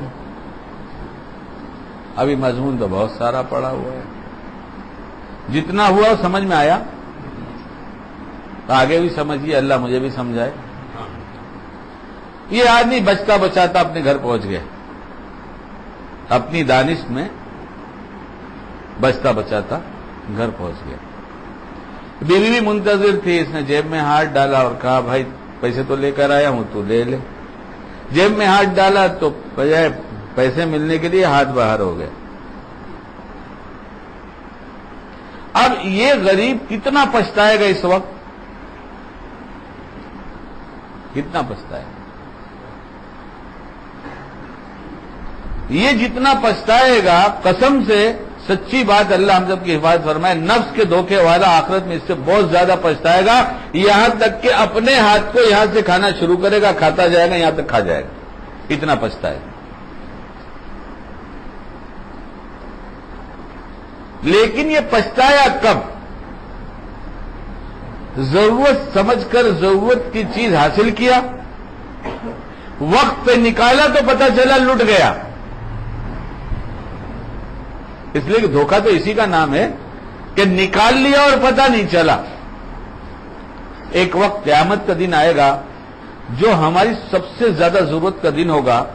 نفس شیطان کے لٹے اس دن پچھتائیں گے تو اس دن کچھ بھی نہیں ہوگا. اور اب تک ہمیں پتہ نہیں چلا کہ نفس کے کتنے دھوکے ہوتے ہیں. تو بتائیے ہم کتنے لٹ چکے کہ ہمیں کچھ پتہ نہیں ہم کتنے لٹ چکے. کیوں؟ ابھی بیان کے شروع میں بات ہوئی تھی، ہم لوگ نفس ہمارے ساتھ ہے، سب نے کہا ہے، وہ اپنا کام کر رہا ہے، دھوکہ دینے کا کر رہا ہے. ہم اتنے سال لوٹے ہیں، سب نے کہا ہم لوٹے. کہاں لوٹے اب تو پتہ چلے کہاں لوٹے.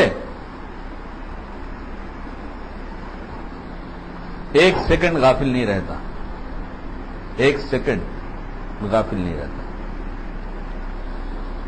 اتنا ہوشیار ہے، اتنا چاک چوبند ہے کہ ایک لمحہ گزرتا نہیں جس میں دھوکہ نہ دے. ہماری تو زندگیاں گزر گئیں. کل کی بات ہے، اہلیہ نے کہا کھانا کھا لیجئے. میں پلنگ پہ بیٹھ گیا تھا اور میرا گدا جو ہے وہ بہت سخت ہے، نرم نہیں ہے. نرم گدے پہ نہیں سونا چاہیے، اگر سونا بھی ہے تو سخت پہ سونا چاہیے. کیونکہ ہمارے یہاں رواج ہے دیکھا دیکھی کرنے کا، کسی چیز میں سوچنا نہیں کہ سب یہ کیوں کرے، اس لیے ہم بھی کرتے ہیں. ان کو مال بیچنا ہے، اس کی تعریف کرتے، اس کے نقصان بیان نہیں کرتے، اس لیے ہم بھی لے کر آتے، ہم بھی سوچتے ہیں. آدمی اگر ہر جگہ کیوں اور کیسے لگا دے بہت سے دھوکے سے بچ جائے گا، اور کیوں اور کیسے نہیں لگائے گا، جو سب کرتے ہیں کرے گا تو دھوکہ ہی دھوکہ رہے گا. تو میں نے کہا اٹھنے کا جی چاہتا نہیں، طبیعت ایک دم تھکی ہوئی ہے، لاؤ یہیں کھا لیں.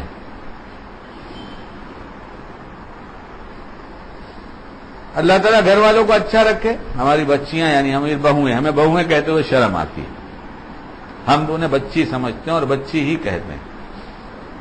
بیٹی ہی کی نگاہ پڑتی ہے کہ ہماری بیٹیاں اپنی دانش میں ویسے سلوک کرتے ہیں. اور یہ بچیاں بھی ہمارے ساتھ وہ کرتی ہیں جو کہ ہم سوچ نہیں سکتے اتنا کرتی. کبھی کبھی کہنا پڑتا ہے بھئی یہ 4 قسم 5 قسم کی چیزیں کیوں بناتی ہو ناشتے میں، کتنی زحمت ہوتی ہوگی تم لوگوں کو. تو ان کا جواب یہ ہوتا ہے کہ بابا طبیعت اکثر خراب رہتی ہے تو سوچتی ہوں کہ یہ بنا دوں، شاید اس سے یہ کھا لیں گے، شاید یہ کھا لیں، یہ پسند آ جائے، یہ پسند آ جائے، اس لیے اتنی ساری بناتی ہوں. میں نے دیکھا مانتی نہیں ہے، بناتی ضرور ہیں. ان کو بتائے بغیر میں نے ایک دستور الگ کر دیا کہ میں نے یہ اس لیے کیا، ان کو بتایا نہیں. باتیں تو بہت بنایا، اور چونکہ بڑا ہوں، باپ ہوں، اس لیے اگر کچھ باتیں سمجھ میں بھی آ جائے تو بچے آنکھ بند کر لیتے ہیں، چشم پوشی کرتے ہیں، جانے تو بابا بنا رہے تو اپن بن جائیں گے. مگر افسوس یہ ہے کہ بہت سے مرید ہیں ہمارے جو ہم کو بناتے ہیں ہم بھی کہتے جانے تو بناتا ہے تو بن جائیں گے، ہدیے بڑے لاتا ہے، 10 کلو شہد لایا ہے اور ابھی بن جاؤ. نہیں یہاں تو بنے گے، نہیں یہاں تو ہم ماریں گے، دوڑائیں گے. یہاں ایسا ٹیڑھا پی رہے ہیں، بہت سوچ کر آنا ہمارے پاس بیعت ہونے کے لیے. اصلاح مقصود ہوگی تو کریں گے پوری طرح سے اپنے بھر تک جہاں تک اللہ سمجھائے گا. یہاں اس کی کوئی رعایت وعایت نہیں ہوگی. آپ ہدیہ اپنے پاس رکھیں، ہم سے لے کے جائیں. ہاں کل قیامت میں اللہ پوچھے گا ہدیے کا خیال رکھا تھا یا میرے دین کا خیال رکھا تھا؟ میں کیا جواب دوں گا؟ اس لیے بچیوں سے باتیں بنا کر میں نے کہا کہ میری اہلیہ ہی بنا دیں گی، اب تم امی بنا دیں گی اوپر. تو امی کو تو جتنا حکم کریں گے اتنا کریں گی. اور اتنے سال ساتھ میں رہ گئی، اب تو سب سمجھ گئی نا، کتنا غصہ، کتنا پیار، کب کیسے، سب سمجھ گئی. ہم بھی سمجھ گئے، وہ بھی سمجھ گئے.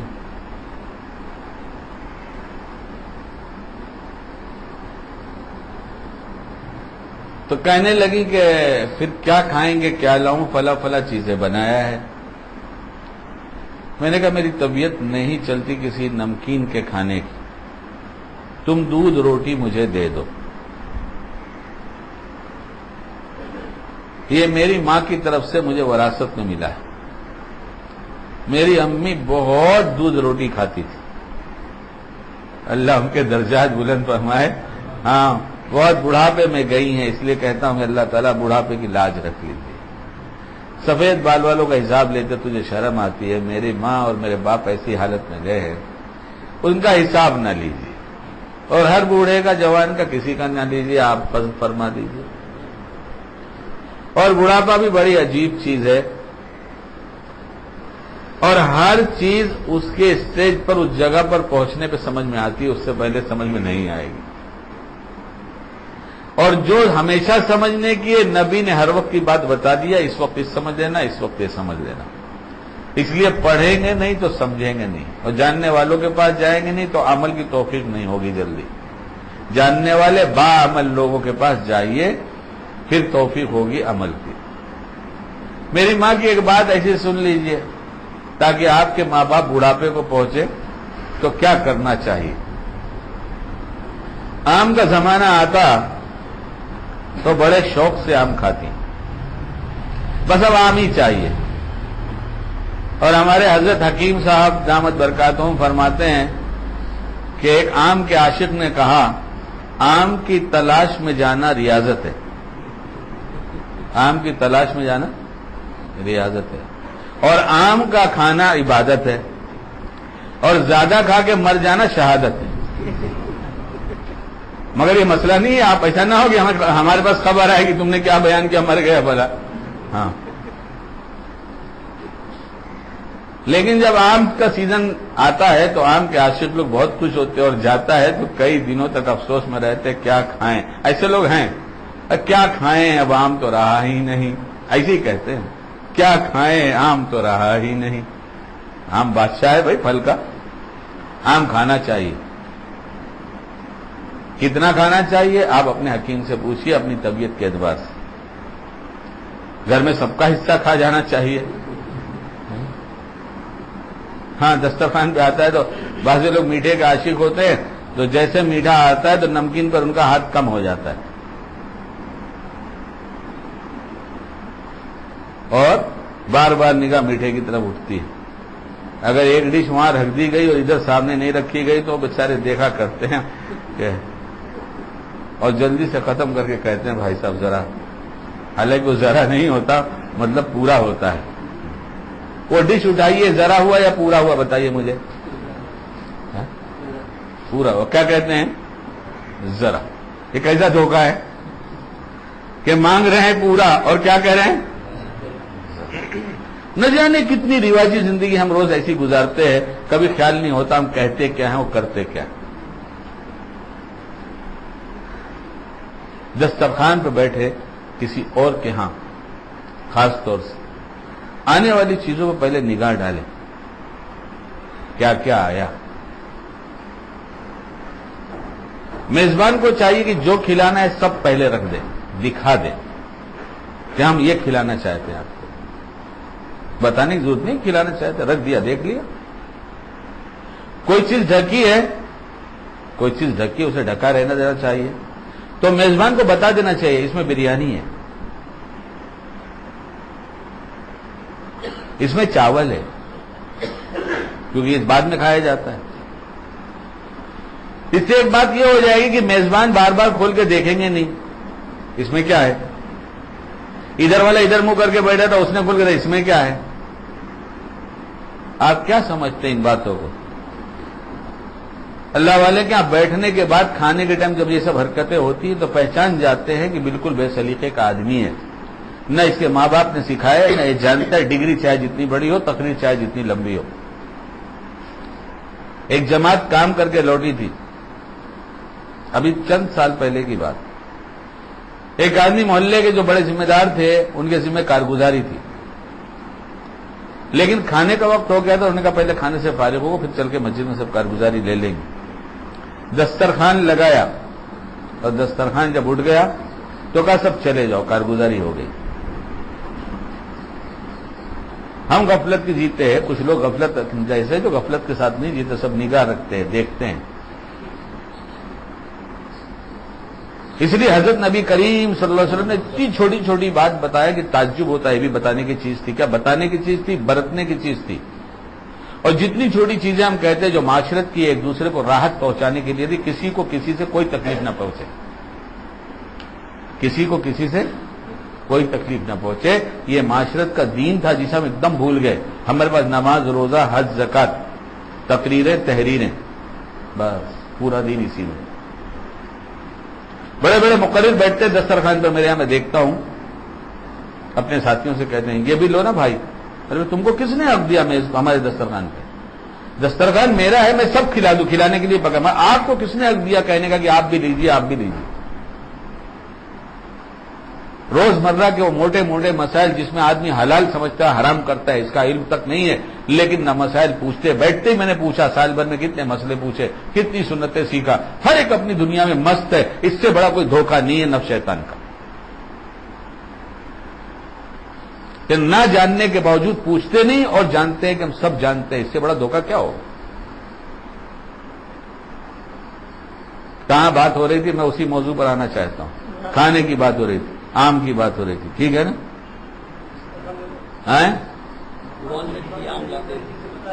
ہاں میزبان کو بتا، ہاں مہمان کو چاہیے کہ دیکھ لیں. رات کے وقت اکثر کھانا میرا والدہ کے ساتھ ہوتا تھا. صبح مہمان ہوتے تھے، دوپہر کا کچھ ٹھکانا نہیں رہتا تھا. رات کا عشاء سے پہلے فارغ ہونے کی کوشش ہوتی تھی. اس کے بعد عشاء کی نماز کے بعد کچھ ملاقاتیں ہوتی تھیں. تبلیغی گشت، خصوصی ملاقات. تو میں عشاء سے پہلے فارغ ہوتا اور امی کے ساتھ کھاتا، بچوں کے ساتھ بھی کھاتا. بچے بیٹھتے، لاؤ دسترخوان لگاؤ. اور ابھی میں نے گدے پر بیٹھ کے جو رات کو کھایا، نفس کا دھوکہ ایک بتانا تھا، وہ یاد رکھیے. ابھی ادھوری بات رہ گئی نا وہ.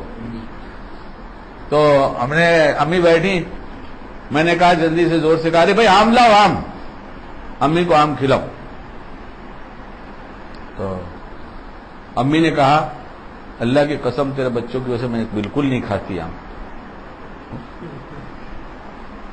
تو میں نے کہا اماں اتنا آم آیا ہے، آپ کو پسند ہے، کھائیے نا. وہ کتنا بچے کتنا کھائیں گے، آپ کو کھائیے. تو میری ہدیہ آ گئی تھی دروازے کی طرف وہاں. تو مجھ سے کہنے لگی، اب وہ سنتی بھی کم تھی، سمجھتی بھی کم تھی، گردن جھکی. انہوں نے کہا ناشتہ آم روٹی کا، دوپہر کا کھانا آم روٹی کا، اور ابھی بھی آم روٹی کھائیں. ماں باپ جب بڑھاپے کو پہنچے اور ایسی سی باتیں کرے تو غصہ مت ہو، پیار سے دیکھو، پیار سے دیکھو. میں نے ایک دن دیکھا میرا چھوٹا سا پوتا ہے، کتنے سال عمر ہوگی اس کی؟ 19 کی، 8-9 مہینہ ہوگی، 8-9 مہینے ہوگی. اس کے نانا ابا خوب شوق سے آم کھاتے ہیں، یہاں تک کہ یہاں سے گاؤں جا کے پروگرام بناتے آم کھانے کا. کیا پروگرام بنتا ہے؟ آم کھانے چلو، آم کھانے چلو. اللہ نے بڑی بڑی باغ دیا ہے وہاں پر لوگوں کو، اللہ مبارک کرے، فتنے سے بچائے. میں بھی گیا ہوں تو کھانے کے بعد آم پلیٹ پہ رکھا نہیں جاتا. دسترخوان پہ کھانے سے فارغ ہو گئے تو اس کے بعد آپ بھی تو تھے شاید اس دعوت میں، آپ بھی تھے، بھائی اقبال بھی تھے.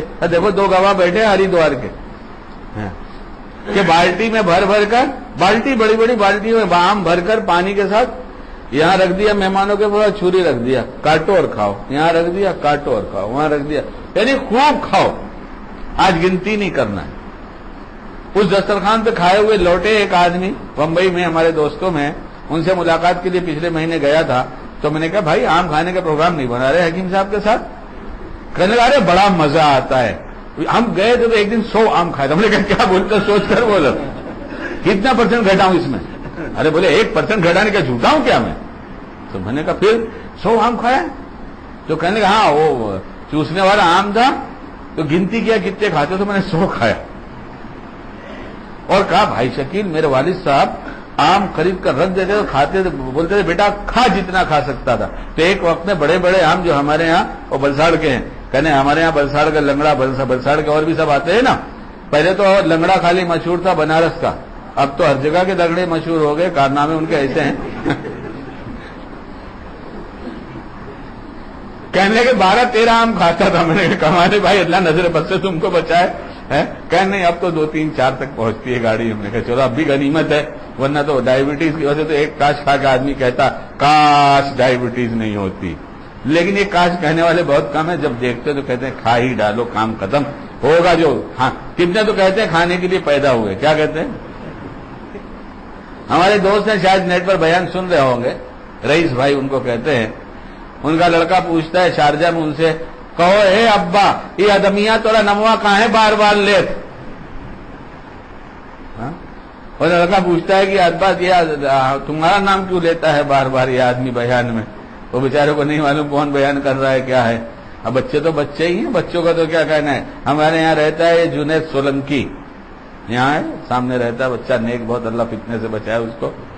اس کا ایک چھوٹا سا بچہ ہے ابھی بولنا شروع کیا ہے، ہمارے اسکول میں آتا ہے پڑھتا ہے، مدرسے میں پڑھتا ہے، جتنا چھوٹا ہے اتنی تیز بولتا ہے، اس کے سوا کسی کی آواز اتنی بلند نہیں جتنا چلاتا ہے وہ، دیکھو اس کو استاد گواہ ہے، سب سے تیز بولتا ہے۔ اور باپ اتنا دھیرے بولتا ہے کہ مشورے میں کوئی فیصلہ کرتا ہے بازو میں رہتا ہے، پوچھنا بھائی جنید تو اس نے فیصلہ کیا کہ ذرا بتا تو صحیح، دونوں موجود ہے پوچھ لو آپ۔ ہم نے کہا تیرا حصہ بھی تیرے بیٹے نے لے لیا۔ استاد محترم بیٹھے ہیں یہاں پڑھا رہے اور انہوں نے کہا کہ حضرت نبی کریم صلی اللہ علیہ وسلم کے والد کا نام کیا تھا؟ تو ایک بچے نے کہا والد کس کو کہتے ہیں؟ ایک بچہ نہیں سمجھا، والد کس کو کہتے ہیں؟ تو عبداللہ نام ہے اس کا، جنید کے لڑکے کا۔ تو عبداللہ بولتا ہے والد کا مطلب جنید بھائی۔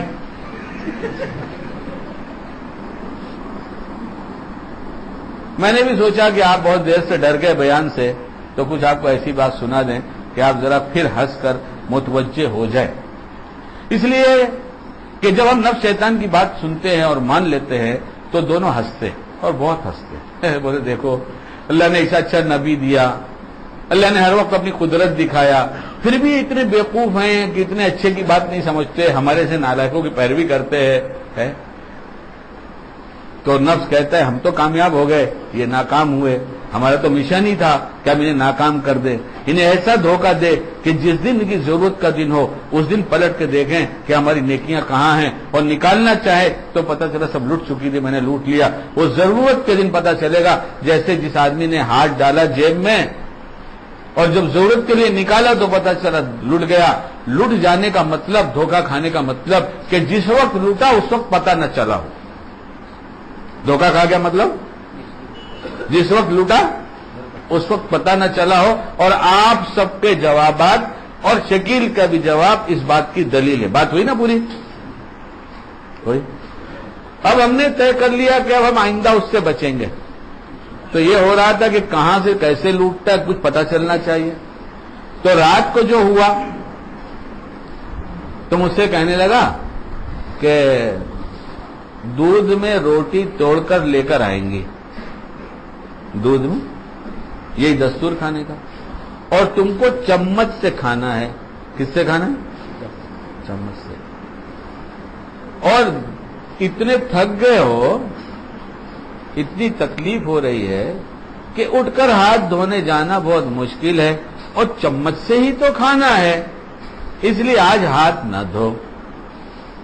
یہ تقریر اس نے کیا جو ٹیپ میں نہیں آ سکتی، لیکن اللہ سمجھاتے تو دل کے ٹیپ میں سب آتی ہے، دل کا جو ٹیپ ہے اس میں سب آتی ہے۔ تو تھوڑی دیر اس کی بات سب سن لیا، ساری تقریر سن لیا. تو میں نے کہا تو نے بہت ٹھیک کہا، تو بہت خوش ہو گیا. جب اسے کہہ دیا کہ تو نے ٹھیک کہا تو خوش ہو گیا کہ اب یہ ہاتھ نہیں دھلیں گے. نہیں تو اگر ہم اس سے کہہ دیتے کہ تمہیں بیوقوف مت بنا، تو جب تک کھانا نہیں آتا، جب تک میرا اور اس کا جھگڑا چلتا، کیا ہوتا؟ اب بغور سنیے جو کہہ رہا ہوں. تو جتنی دیر جھگڑا رہتا اتنی دیر بجائے اللہ کی طرف متوجہ ہونے کے نفس کی طرف متوجہ رہتے نہیں رہتے؟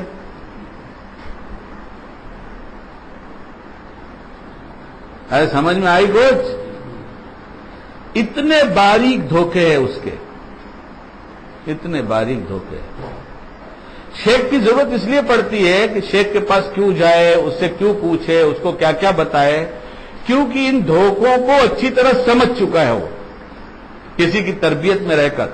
اسی لیے حضرت مولانا الیاس صاحب نے فرمایا جو کوئی اپنے کو اپنا کوئی بڑا نہیں سمجھتا وہ شیطان کے پنجے میں دے دیا جاتا ہے. کتابیں اٹھاؤ پڑھو تو صحیح، میں اپنی طرف سے تھوڑی کہہ رہا ہوں.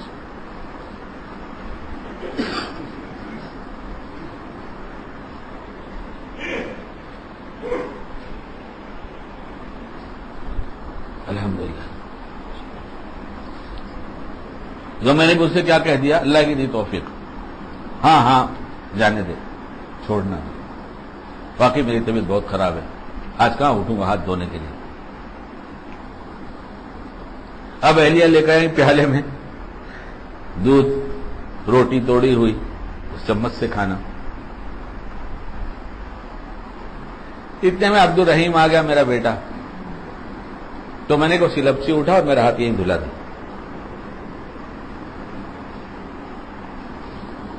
کھانا چمچ سے ہے، کھانا یقیناً چمچ سے ہے، لیکن کھانے کے بعد اس پیالے کو انگلی سے چاٹنا، صاف کرنا، یہ تو مسنون ہے نا. تو ایک طرف ہاتھ نہیں دھلوانا، اور اس لیے نہیں دھلوانا، اس لیے تاکہ آگے کھانے کے بعد کی سنت چھوٹ جائے. تو ایک سنت یہ رہے گی ہاتھ نہ دھونے کی، ہاتھ دھونے کی سنت رہے گی، نہیں دھولا، اور دوسری وہ ہوگی. تو ایک تو یہ ہو گیا، ہم نے عبد الرحیم نے دھلا دیا، میں کھانے لگا. عبد الرحیم بیٹھا ہی تھا میرے پاس، میں کھاتا رہا. میں نے ایک دو بات اور پوچھا اور کھاتا رہا. جب کھا لیا تو پیالے والا چاٹ لیا. تو نفس نے کہا عبد الرحیم سے کہو ہاتھ دھلا دے جلدی. کیا کہا؟ کیا کہا؟ ہاتھ دھو، اور ہاتھ دھو کر ہاتھ دھونے کے بعد کی دعا پڑھ لو. کیا کہہ رہا ہے اس میں؟ کیا برا کہہ رہا ہے ذرا بتائیے. ہاتھ دھو لو اور ہاتھ دھونے کے بعد کی دعا بھی ہے. ہاتھ دھوتے وقت کی دعا ہے. ہاتھ کا آپ لوگ تو ماشاءاللہ سب جانتے ہوں گے، اس لیے آپ لوگ بہت وقت لگاتے ہیں ماشاءاللہ، اور سیکھنے ہی جاتے ہیں دین. تو جملہ ایسا چلایا دوستو، دھوکہ ہو گیا. وقت لگانے جا رہے، کیا کرنے جا رہے ہیں؟ 40 دن لگائیں. دھوکہ، بہت بڑا دھوکہ.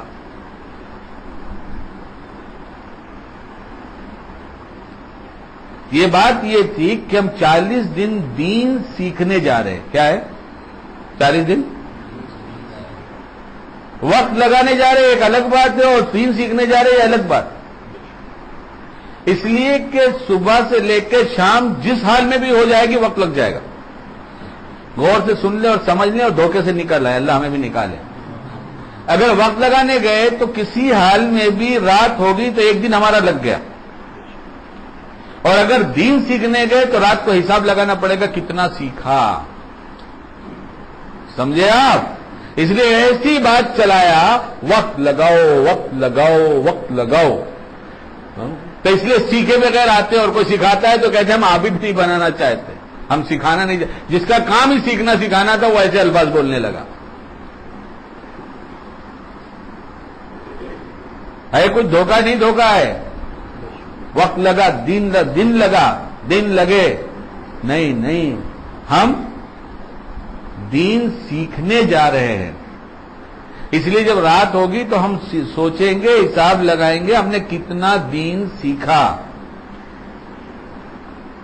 دونوں میں صرف الفاظ کے بدل دینے میں اتنا بڑا فرق ہے. اگر میں کہہ دوں اسی گرو گھنٹال کا چلایا ہوا ہے تو آپ مجھ پہ ناراض ہو جائیں گے. ناراض ہو جائیے, کیا کریں گے ہم تو بہت کی ناراضگی جھیلتے رہتے ہیں. خدا کی ناراضگی سے اللہ حفاظت فرمائے, رسول کی ناراضگی سے بچائے. کسی کی ناراضگی کیا بنائے گی, کیا بگاڑے گی.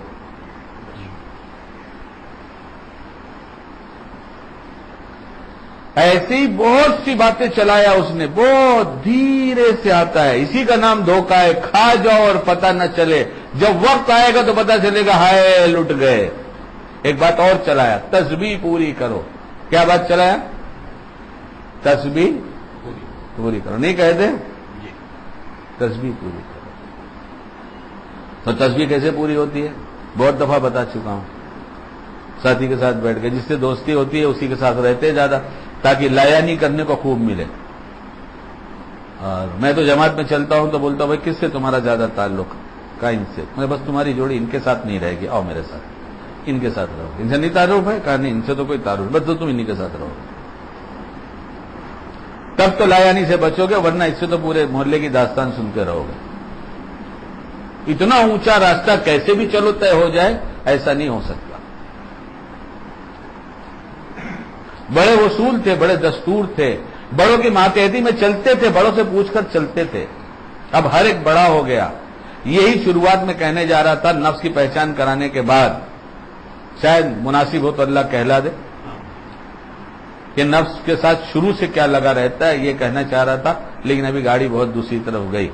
بہرحال مضمون آج ایک ہی چل رہا ہے. ایک بات یہ چلایا, تسبیح پوری کر لو. تو بیٹھ جاتے دوست لوگ, اور جوانی میں ہی سب کو سہارے کی ضرورت ہو گئی ہے. ٹیک 8 گھنٹے دکان پہ ڈیوٹی دے کر ٹیک نہیں لگتی, 2 گھنٹے کی تعلیم کے بعد ٹیک ضروری ہوتی. وہاں کیا چیز تھی جس نے اس کو ٹیک کی ضرورت محسوس نہیں؟ مال کی آمد سے اتنا خوش تھا کہ بھول گیا تھا کہ ٹیک لگانا ہے. یہاں اعمال کی آمد سے کوئی خوشی نہیں تھی, اس لیے ٹیک چاہیے تھی. خوشی میں آدمی بہت سی چیزیں بھول جاتا ہے. تو بیٹھ گئے ٹیک لگا کر, اور ہاتھ میں تسبیح آ گئی, سبحان اللہ والحمدللہ ولا الہ الا اللہ اللہ اکبر, سبحان اللہ والحمدللہ ولا الہ الا اللہ. یار یہ اسپیکر اللہ مجھے دیکھ رہا ہے, میرے ساتھ ہے, اچھا ہے. سبحان اللہ والحمدللہ. کیا دیکھو اتنی خوبصورت گھڑی آج کل چائنا والوں نے بنایا, صرف 80 روپے کی ملتی ہے ایسی, ہم نے دیکھا بازار میں. سبحان اللہ سبحان اللہ. امیر صاحب کہاں گئے؟ سبحان اللہ. نہیں ہو رہا ہے ایسا؟ بولو, بیٹھے نا سب, ہو رہا ہے تو تسبیح پوری ہو جائے گی. تسبیح یہ چلایا, یہ بات چلایا, کیا الفاظ بنایا؟ بولے تسبیح پوری کرو. نہیں تسبیح پوری کرو نہیں, اپنی اپنی تسبیحات نکالو, سب تسبیح لے کے بیٹھو, سب قبلہ رخ ہو جاؤ, الگ الگ ہو کے بیٹھو, اللہ کی یاد میں لگو. کس میں لگو؟ اللہ کی یاد میں لگو, اللہ کے دھیان میں لگو. نظریں ادھر ادھر مت کرو, دل کو منتشر نہ کرو, ایک سو ہو جاؤ, جو پڑھو اس پر دھیان جماؤ. یہ تھی تسبیح. جب کا پوری کرو تو سب پوری ہو گئی. تیسرا کلمہ جب پورا ہوا, جب ہمارے پاس یہ بڑا دانہ ہاتھ میں آیا تو اچھا تیسرا کلمہ ہو گیا الحمدللہ. اب درود شریف ہوا, اور جب پورا ہوا یہاں آ کے اچھا ہو گیا. یہ تسبیح پوری کرو, اسے تسبیح پوری کرو, یہ بات نہیں. ایک جملہ بدل دیا تھوڑا سا اس نے. کیا کہہ دیا کہ یہ بات چلا دو کہ سب اپنی تسبیح پوری کرو, سب اپنی تسبیح نکالو, قبلہ رخ ہو جاؤ, الگ الگ بیٹھ جاؤ, دھیان کے ساتھ اللہ کا نام لو, نیت کرو کہ تیسرا کلمہ پڑھیں گے تو اللہ کی محبت بڑھے گی. درود شریف شروع کرو تو نیت کرو کہ درود پڑھیں گے تو نبی کی محبت بڑھے گی. توبہ استغفار کرو تو سوچو تو صحیح کہ اللہ نے کتنا بڑا کرم کیا کہ اتنے گناہوں کے بعد اپنے راستے کی توفیق دیا, اللہ اس کی صحیح قدردانی کی توفیق دی ہے. اس اتنے بڑے عظمت بھرے راستے میں کبھی جلدی یہ دعا ہی نہیں ہوتی کہ اللہ اس کام کی عظمت دے دیجیے. وقت لگاتے وقت لگ گیا. تو کیا کام اس سے؟ ہاتھ دھو لو, ہاتھ دھو لو, اور ہاتھ دھونے کے بعد کی دعا پڑھ لو. کیا برا کہا؟ کیوں کہا؟ یہ اس کے دھوکے. جیسے اس نے کہا، میں نے مسکرا کر عبد الرحیم سے کہا، میں نے کہا ہاتھ دھلا، اور سن ابھی تجھے بتاتا ہوں کہ یہ اتنی جلدی اس نے ہاتھ دھونے کے بعد دعا کیوں یاد دلایا. میرا بیٹا مفتی ہے اور بولتا ہے بابا یہ سب نقطے کہاں سے نکلتے ہیں. میں نے کہا بیٹا کسی کا کمال نہیں ہے، ایک عمل کرنا پڑتا ہے، اس سے سب نقطے اللہ سمجھا دیتا ہے. ایک عمل کرنا پڑتا ہے، اللہ سارے نقطے سمجھا دیتا ہے. جس کا جی چاہے کر کے دیکھ لے. جو علم ہو جائے اس پر عمل کرو. جو علم ہو جائے، آج سے معلوم ہے کہ اس کی سنت کی ہے، اس کے خلاف نہیں کریں گے. یہ جانتے فرض نہیں مگر میرے آقا کی سنت ہے، کیسے چھوڑ دیں. میں نے کہا بیٹا میں ہاتھ دھو لیا، تو ہاتھ دھونے کے بعد میں نے کہا سلپچی میں ہم نے کہا اس میں کلی بھی کریں گے. اسی کو بھلا رہا تھا، وہ اسی کو بھلا رہا تھا کہ ہاتھ دھو لو، دعا پڑھ لو. دودھ پی کر کلی کرنا کیا ہے؟ دودھ پی کر کلی کرنا. تو آگے کا پروگرام پہلے بتا رہا ہے تاکہ بیچ میں سے حذف ہو جائے. ہاتھ دھو لو، دعا پڑھ لو. کتاب بازو میں ہے. ایک دعا ہے جو مجھے ابھی یاد نہیں ہوئی، کچی ہے تھوڑی سی، دیکھ کر پڑھتا ہوں. آپ لوگ بھی ہاتھ دھونے کی دعا یاد ہوگی آپ کو. 2 دعائیں لکھی ہیں، 3 دعائیں لکھی ہیں، اور بھی لکھی ہوں گی. 2 تو میں جانتے ہی ہوں.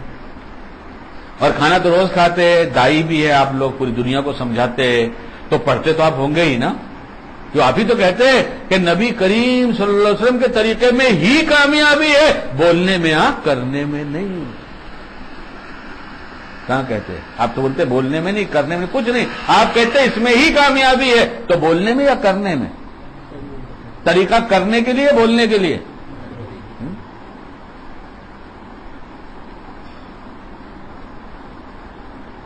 کیا خیال ہے؟ دھوکہ نہیں ہے؟ دھوکہ نہیں کھائے؟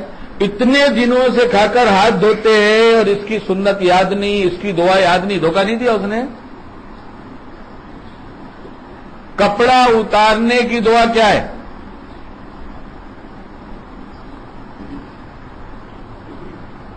جن کو میں نے بتایا اس کے سوا بتاؤ.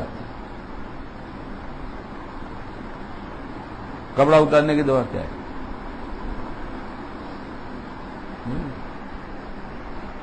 سیکنڈ دیکھیے، سیکنڈ کا کاٹا دیکھیے. دیکھیے کوئی آدمی کسی گھڑی میں سیکنڈ کا کاٹا ہے اور میں پڑھتا ہوں، کتنے سیکنڈ لگتے ہیں ذرا بتائیے. بسم اللہ الذی لا الہ الا ہو، کتنے سیکنڈ لگے؟ 3 سیکنڈ کی دعا یاد کرنے میں کتنے منٹ لگیں گے؟ کتنے گھنٹے لگیں گے؟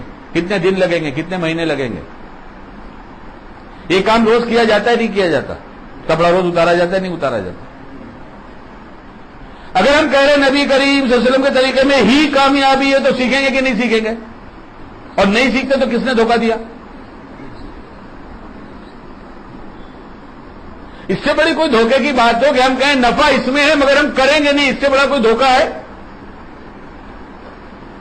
کھانے کے بعد کی اگر ایک دعا پڑھ لی جائے تو اللہ کہتے ہیں، اللہ کے نبی صلی اللہ علیہ وسلم فرماتے ہیں، جس کا خلاصہ یہ ہے کہ ایسے ہو گیا جیسے ماں کے پیٹ سے پیدا ہوا ابھی، یعنی کوئی گناہ نہیں ہے. سب مغفرت سب سے بڑی عنایت اللہ کی. اللہ کے احسانوں میں مغفرت کر دینا سب سے بڑا احسان ہے. نہیں ہے؟ نہیں ہے احسان؟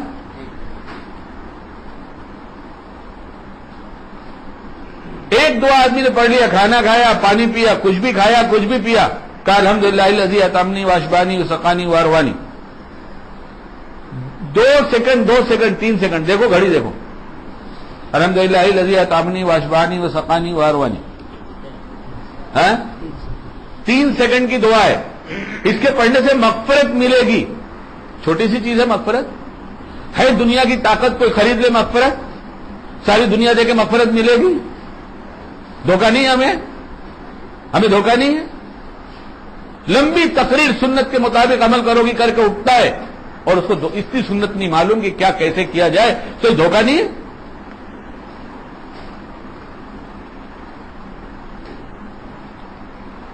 آپ کے گھر میں آپ کے اماں ابا ہیں، آپ نے فضائل کی کتاب میں حدیث پڑھا کہ جو آدمی باپ کو پیار سے دیکھ لے 1 حج مقبول اور اس کو ثواب ملے گا. ہے؟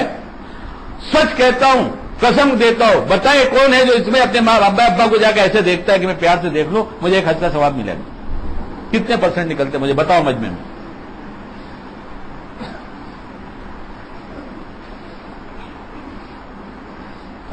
دو چار آدمی, کوئی بڑی بات نہیں, الحمدللہ یہیں سن کر کیا ہے.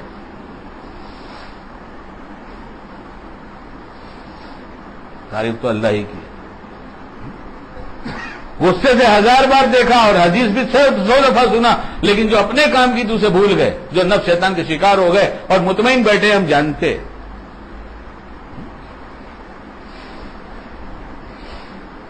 بڑی بڑی چیزیں تو چھوڑ دو نا, کہ بڑی بڑی چیزیں کیا بیان کیا جائے, کیا کہا جائے, تو بہت مشکل سمجھ میں آتی ہے. کہ کیا یہ آسان چیز نہیں ہے؟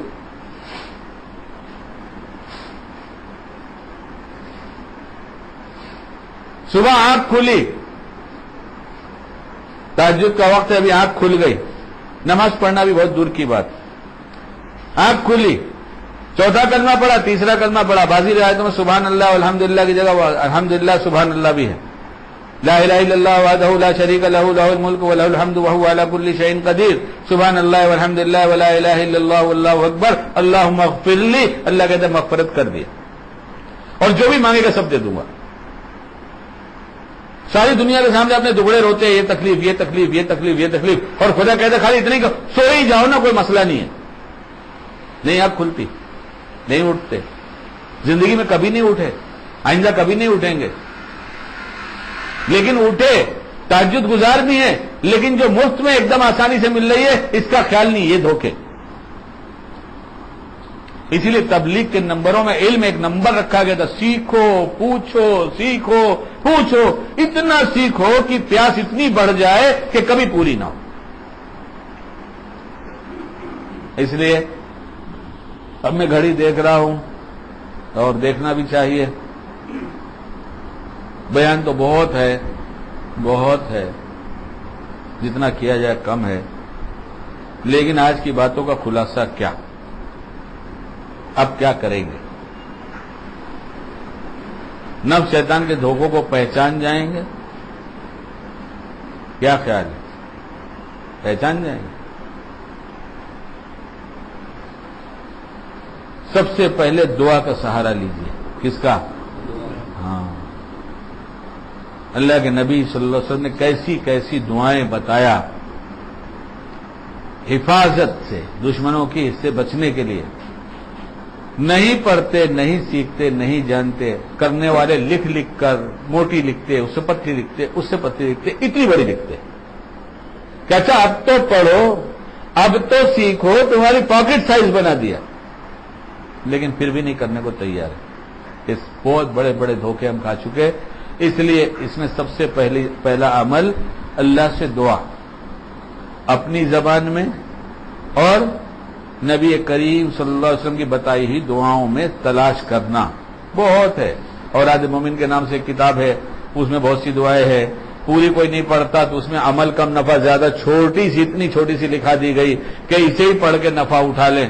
اگر آپ بچنا چاہتے ہیں کہ بچے تو سب سے پہلا عمل اس کا کر لیں.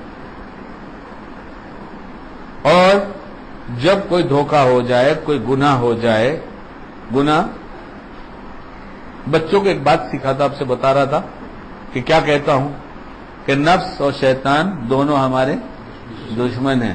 اس کی ذرا سا وضاحت تھوڑی سی نہیں ہوئی. نفس شیطان ہمارے دشمن ہیں. اور پھر پوچھتا ہوں یہ کیا کرتے ہیں, یہ کیا کرتے ہیں, تو بچے بولتے ہیں نفس شیطان دونوں کہتے ہیں بھلا کام بعد میں, برا کام ابھی. بھلا کام بعد میں اور برا کام, ہاں ابھی دیکھیے گا جب آپ ظہر کی سنتیں پڑھنے کھڑے ہوں گے نا, 2 سنتیں فرض کے بعد, تو فوراً آ کے آپ سے کہے گا آج نفل مت پڑھنا, ضروری نہیں ہے, نفل ضروری نہیں ہے, آج بھلا کام ہے, نفل ضروری نہیں ہے. آپ سے کہا ہے کبھی نہیں کہا ہے؟ کہا ہے نا. تو یہ کون کہتا ہے؟ یہ وہی کہتا ہے بھلا کام بعد میں اور برا کام ابھی. ایک دن مجھ سے کیا کہتا ہے, وہ 8 سال والا میرا ہے نا, 7 سال کا تھا, 7.5 سال کا کہہ رہا تھا, محمد انس, اللہ نظر بس سے بچائے. ہاں بیٹا, کہنے لگا دادا ابا آج تو نفس نے ہم کو دھوکہ دے دیا. کون کہہ رہا ہے؟ یہ 7.5 سال کا بچہ کہہ رہا ہے دادا ابا آج تو نفس نے ہم کو دھوکہ دے دیا. اور پھر میں نے بھی اس کو بتایا. میں نے کہا کیا ہوا بھائی بتا تو سے، مجھے بھی تو پتہ چلے کیا ہوا. بولے امی نے کہا بیٹا نماز کا ٹائم ہو گیا پڑھ لو. تو میں نے امی سے کہا بعد میں. جیسے بعد میں کہا پھر مجھے خیال ہوا ہے تو نفس نے کہا ہے بعد میں، اس لیے پلٹ گیا ہے، نیت باندھ دیا. سنا آپ نے؟ کہیں ماحول ملا، کسی نے سمجھایا، آپ کے ماحول میں کوئی ایسا سمجھانے والا ہو تو ان سے رابطہ کر لیجئے. ایک بات اور کہتا ہوں بیٹا دیکھو سنو، بہت دوہراؤ، روز بولو. کیا؟ مسلمان کبھی جھوٹ نہیں بولتا. مسلمان جھوٹ نہیں بولتا، منافق بولتا ہے. کون بولتا ہے؟ منافق. جو جھوٹ بولتا ہے اس کے اندر نفاق کی ایک خصلت ہے، اور منافقوں کی ایک خصلت اس کے اندر ہے. کتاب میں لکھا ہے 4 کام کرتا ہے تو خالص منافق. عملاً ہے، یقیناً ہے، عقیدتاً ہے، وہ سب بہت بحث ہے، وہ دیکھیے اٹھا کے آپ کتاب. تو یہ کہلاتا ہوں کہ یہ بیٹا کہو مسلمان جھوٹ نہیں بولتا. کچھ بھی ہو، کتنا بھی غلط کام ہو جائے، سچ بولو کہ ہم سے یہ ہوا. اور صحابی رسول صلی اللہ علیہ وسلم دیکھیے آپ کیسے صحابی ہو. اتنا بڑا پاپ ہوا کہ ہر آدمی چھپائے گا، لیکن کہا نہیں چھپائیں گے نہیں، ہم سے ہوا. جو سزا سب منظور، لیکن جھوٹ نہیں، ہم سے ہوا. ہم گناہوں کو چھپاتے ہیں، سمجھتے چھپ گیا لوگوں سے. جو حساب کتاب کرے گا اس سے نہیں، جو بدلہ دینے والا اس سے نہیں. چھپ تو گیا، یہ اس کی مہربانی سے چھپا، چاہتا تو رسوا کر دیتا. یہاں پانی اوپر سے ٹپکا، میں نے کہا اے سی کا پانی ٹپک رہا ہے، موسم ٹھنڈا ہے. عبد الرحیم ہے میرا بیٹا، اس کا کمرہ ہے ادھر، تو وہ رہتا ہے تو اس کو تو بہت پسینہ ہے، تو وہ رہے گھر میں تو ٹھیک ہے، چل رہا ہے اے سی. اتنی گرمی کس کو ہوگی؟ یہ تو اتنا ہے، اس وقت اے سی ٹھنڈی ہوا چل رہی. مغرب کے بعد میں اوپر گیا، کھانا تھا مجھے کھانا، میں نے اوپر جا کر کہا بھائی کھانا، سلام کیا کہ کھانا لگاؤں. اور اس کمرے میں گیا تو بچے کھیل رہے تھے، اور میں چڑھ رہا تو سیڑھی تو میری نواسی اتنی بڑی تھی، نکل کے جا رہی تھی. اس کا گھر یہاں ہے. میں کمرے میں پہنچا، میں نے کہا اے سی کس نے چلایا؟ محمد انس ہمارا ہو. اس نے کہا مریم نے. تو مریم جا چکی ابھی. بند کر دیا تھا، چلایا اور بند کر دیا. میں اوپر آیا تو اے سی بند ہو چکا تھا. مریم نے. میں کھانا کھانے بیٹھ گیا. محمد انس میرے پاس آیا. اللہ اچھا رکھے، ہر فتنے سے بچائے، وہی توفیق دیتا ہے، اللہ تعالیٰ ہی توفیق دیتا ہے، اللہ تعالیٰ ہی توفیق دیتا ہے. اس نے کہا دادا ابا مجھ سے غلطی ہو گئی. میں نے کیا ہوا بیٹا؟ بولے اے سی میں نے چلایا تھا، مریم نے نہیں چلایا تھا. آپ بولتے ہیں مومن جھوٹ نہیں بولتا، مسلمان کبھی جھوٹ نہیں بولتا. میں نے جلدی میں ڈر سے کہہ دیا تھا، لیکن میں آپ کو سچ بات بتاتا ہوں، غلطی میری تھی.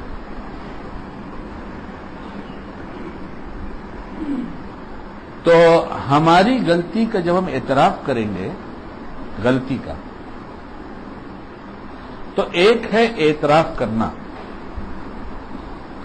ایک ہے ان غلطیوں کی عادت ہو جانے کی وجہ سے نہ چھوٹنا. دونوں فرق سمجھ میں آیا؟ غلطیاں کیوں ہوئی؟ نفس شیطان کے دھوکے سے غلطیاں اس سے ہوئی. تو اس کا تو اعتراف کر لیا. اب کیا ہوگا؟ اب نفس مطمئن کرے گا کہ اس نے لکھا ہے نا غلطی کا اعتراف نہیں کرتا، اس کی عادت ہو جاتی ہے. تو نفس کہے گا دیکھو تم کو غلطی کا اعتراف ہوتا، یہ ہے دھوکے، اس کو بھی سمجھ لیجیے، اللہ ہمیں بھی سمجھا دے. دیکھو اب تک تم کو تو دھیان نہیں ہوتا تھا نا کہ تم نے غلطی کا، تم کہاں پچھتاتے تھے. اب دیکھو جتنی غلطی کرتے ہر ٹائم پچھتاتے ہو نا کہ ہائے مجھ سے غلط ہو گیا. دیکھو تم کتنے دیندار ہو گئے ماشاءاللہ. اب تم ہم کو پہچاننے لگے. نفس کیا کہے گا؟ تم نفس کو پہچاننے لگے، شیطان کے دھوکے کو جاننے لگے. ابھی بھی دھوکہ ہے، سمجھے دوستو بزرگوں، ابھی بھی دھوکہ ہے. یہاں لا کے مطمئن کرے گا کہ تم تو توبہ کر لیتے ہو، تم تو پہچانتے ہو. نہیں، جو جیسے جیے گا ویسے ہی مرے گا. گناہوں کی عادت ہو جاتی ہے جب گناہوں کی عادت ہو جاتی ہے، یعنی حسیناؤں کو گھورنے کی عادت ہو جائے گی، اور یہ عادت چھوٹے گی نہیں، یہ عادت چھوٹے گی نہیں، تو مرتے وقت شیطان حسیناؤں کی شکل میں پوری ٹیم لے کر آئے گا، اور اس وقت وہ غور سے دیکھے گا، بدنگاہی کرے گا اور موت آ جائے گی. سمجھے دوستو؟ ابھی اتنا ہی مرحلہ نہیں ہے، اب یہ کرنا پڑے گا کہ اب کسی کے پاس جانا پڑے گا، کسی اللہ والے کے پاس. کیوں جانا؟ اسی لیے جانا پڑے گا. خالی تعلق سے فائدہ نہیں ہوگا، اپنے گناہوں کو چھپانے سے فائدہ نہیں ہوگا. گناہ بتا کر علاج کریں گے، جیسے ڈاکٹر کے پاس جاتے ہیں، بتایا کہ یہ تکلیف ہے، علاج کیا ہے، 1 ہفتے کی دوا، پھر رپورٹ، پھر 1 ہفتے کی دوا، پھر حالات، پھر دوا.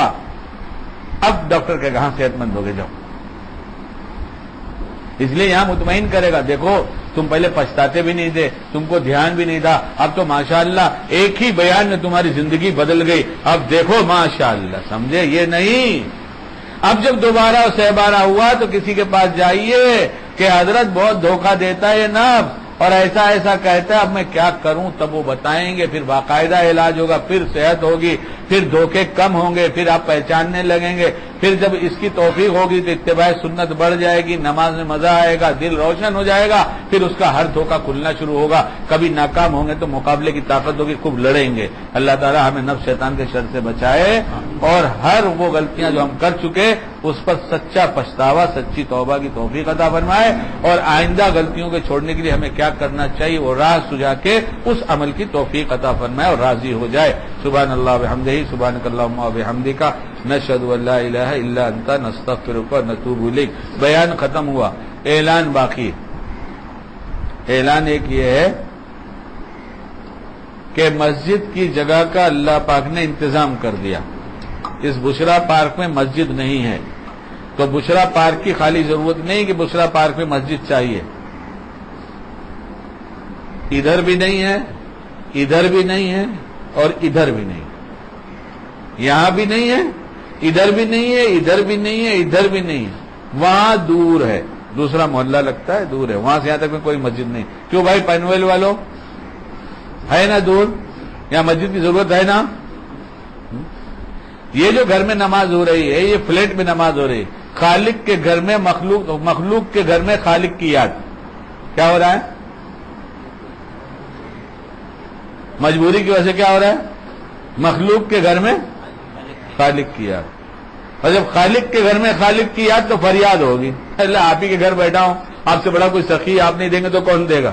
ابھی تو مخلوق کے گھر میں بیٹھا ہوں کہ میں اللہ مخلوق کے گھر میں بیٹھا ہوں، سوال آپ سے کرتا ہوں، میری مجبوری ہے. جب انہی کے گھر میں جا کے مانگیں گے، گھس جائیں گے اور بیٹھ جائیں گے، دیجیے دیجیے، تو نہیں دیں گے کیا؟ اس لیے ایک بڑا اماؤنٹ ہے جو میرے بس کا نہیں ہے، میرے بس کا نہیں ہے. تو آپ حضرات سے گزارش ہے کہ آپ حضرات کچھ ہمیں چندہ دیں. کیا کریں؟ اللہ کے گھر کے لیے، میرے لیے نہیں. اور اس کے ساتھ ساتھ اپنے دوست، اپنے احباب سرکل پہ ایک نگاہ ڈالیں. اب ہوگا کیا؟ یہاں بھی نفس کا دھوکہ. کیا ہوگا کہ سب سے پہلے بڑے بڑے کو دکھائے گا، وہ فلاں سیٹ، خالو، وہ ماموں، وہ چچا، وہ ان کے دوست، پہلے یہ دکھائے گا. نہیں پہلے یہ نہیں، پہلے یہ نہیں، یہ بعد میں. سب سے پہلے دیکھیے ہمارے غریب دوست، ہمارے جیسے تھوڑے سے مالدار، کھاتے پیتے، پہلے ان کو دیکھیے اور ان سے لیجئے کہ 1 روپے سے شروع کرتا ہے وہ آدمی چندہ لینا. آپ کی جتنی استعداد ہو دے دیجیے. تو کوئی 10 دے گا، کوئی 5 روپیہ دے گا، کوئی 50 روپیہ دے گا، کوئی 500 دے گا، کوئی 5000 دے گا، لے لیجئے. اب اس کے بعد پھر فوراً بہت دیر مت کیجیے، بہت مراقبے اور بہت زیادہ استخارہ مت کیجیے. آج سے کام شروع کیجیے. مجھے پیسے دینے، تاریخ قریب آ رہی ہے، اس لیے دوست سرکل میں اب بڑوں پہ بھی نگاہ ڈالیے. کون کون مالدار ہے، کون کون مالدار ہے، فلاں ہے، فلاں ہے، فلاں ہے، ان کے پاس بھی جائیے. چھوٹوں کو بھولیے مت. ان چھوٹوں کی برکت سے جو کروڑوں میں 10 روپے شامل کرتے، وہ سوچتے کہ میرے 10 سے کیا ہونے کا ہے. اسی کے 10 کے اخلاص کی برکت سے سب آئے گا. اس لیے چندے کے اعلان کے بعد اکثر لوگ بڑوں کو دیکھتے، ایسا نہ کرے. آپ پہلے چھوٹوں کو دیکھیے، اپنے جیسوں کو دیکھیے، اور پھر اس کے بعد ان سے کہیے 1 روپے سے لے کر جتنی تیری استعداد ہے دے دیجیے. عورتوں نے زیور بھیجے، الحمدللہ زیور نکالے عورتوں نے کہ ہم یہ دے دیں گے. ایک لڑکی کی تو کیا پیاری بات، اس نے بیان سننے کے بعد تشکیل یہ سنا پیسے، تو اس نے کہا میرے پاس ایک انگوٹھی ہے جو مجھے بہت پسند ہے اور میں نے پڑھا ہے جو تمہیں زیادہ پسند ہو چیز اللہ کے راستے میں صدقہ دے دو.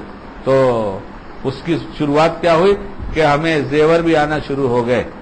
کوئی سونار کسی کی اچھی قیمت دے پہچان والا ہو تو بتائے تاکہ ایک ہی کے پاس جا کر اچھی قیمت مل جائے. ہم نہیں جانتے, ہمارا سونے کا شوق نہیں ہے, نہ جماعت میں سوتے ہیں زیادہ, نہ گھر پہ سوتے ہیں زیادہ, نہ سونا خریدتے ہیں, ہمیں شوق نہیں ہے اس کا.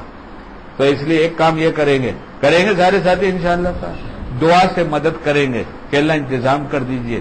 آپ قدرت والے ہیں, جو رمضان سے پہلے انتظام ہو جائے تو بہت اچھا ہے, کیونکہ یہاں سے جب مجمع نکلے گا ایسا ایسا ایسا تو یہ جتنے ہیں نا بس آپ سمجھ گئے نا, آپ تو اشارے سمجھتے ہیں ماشاءاللہ.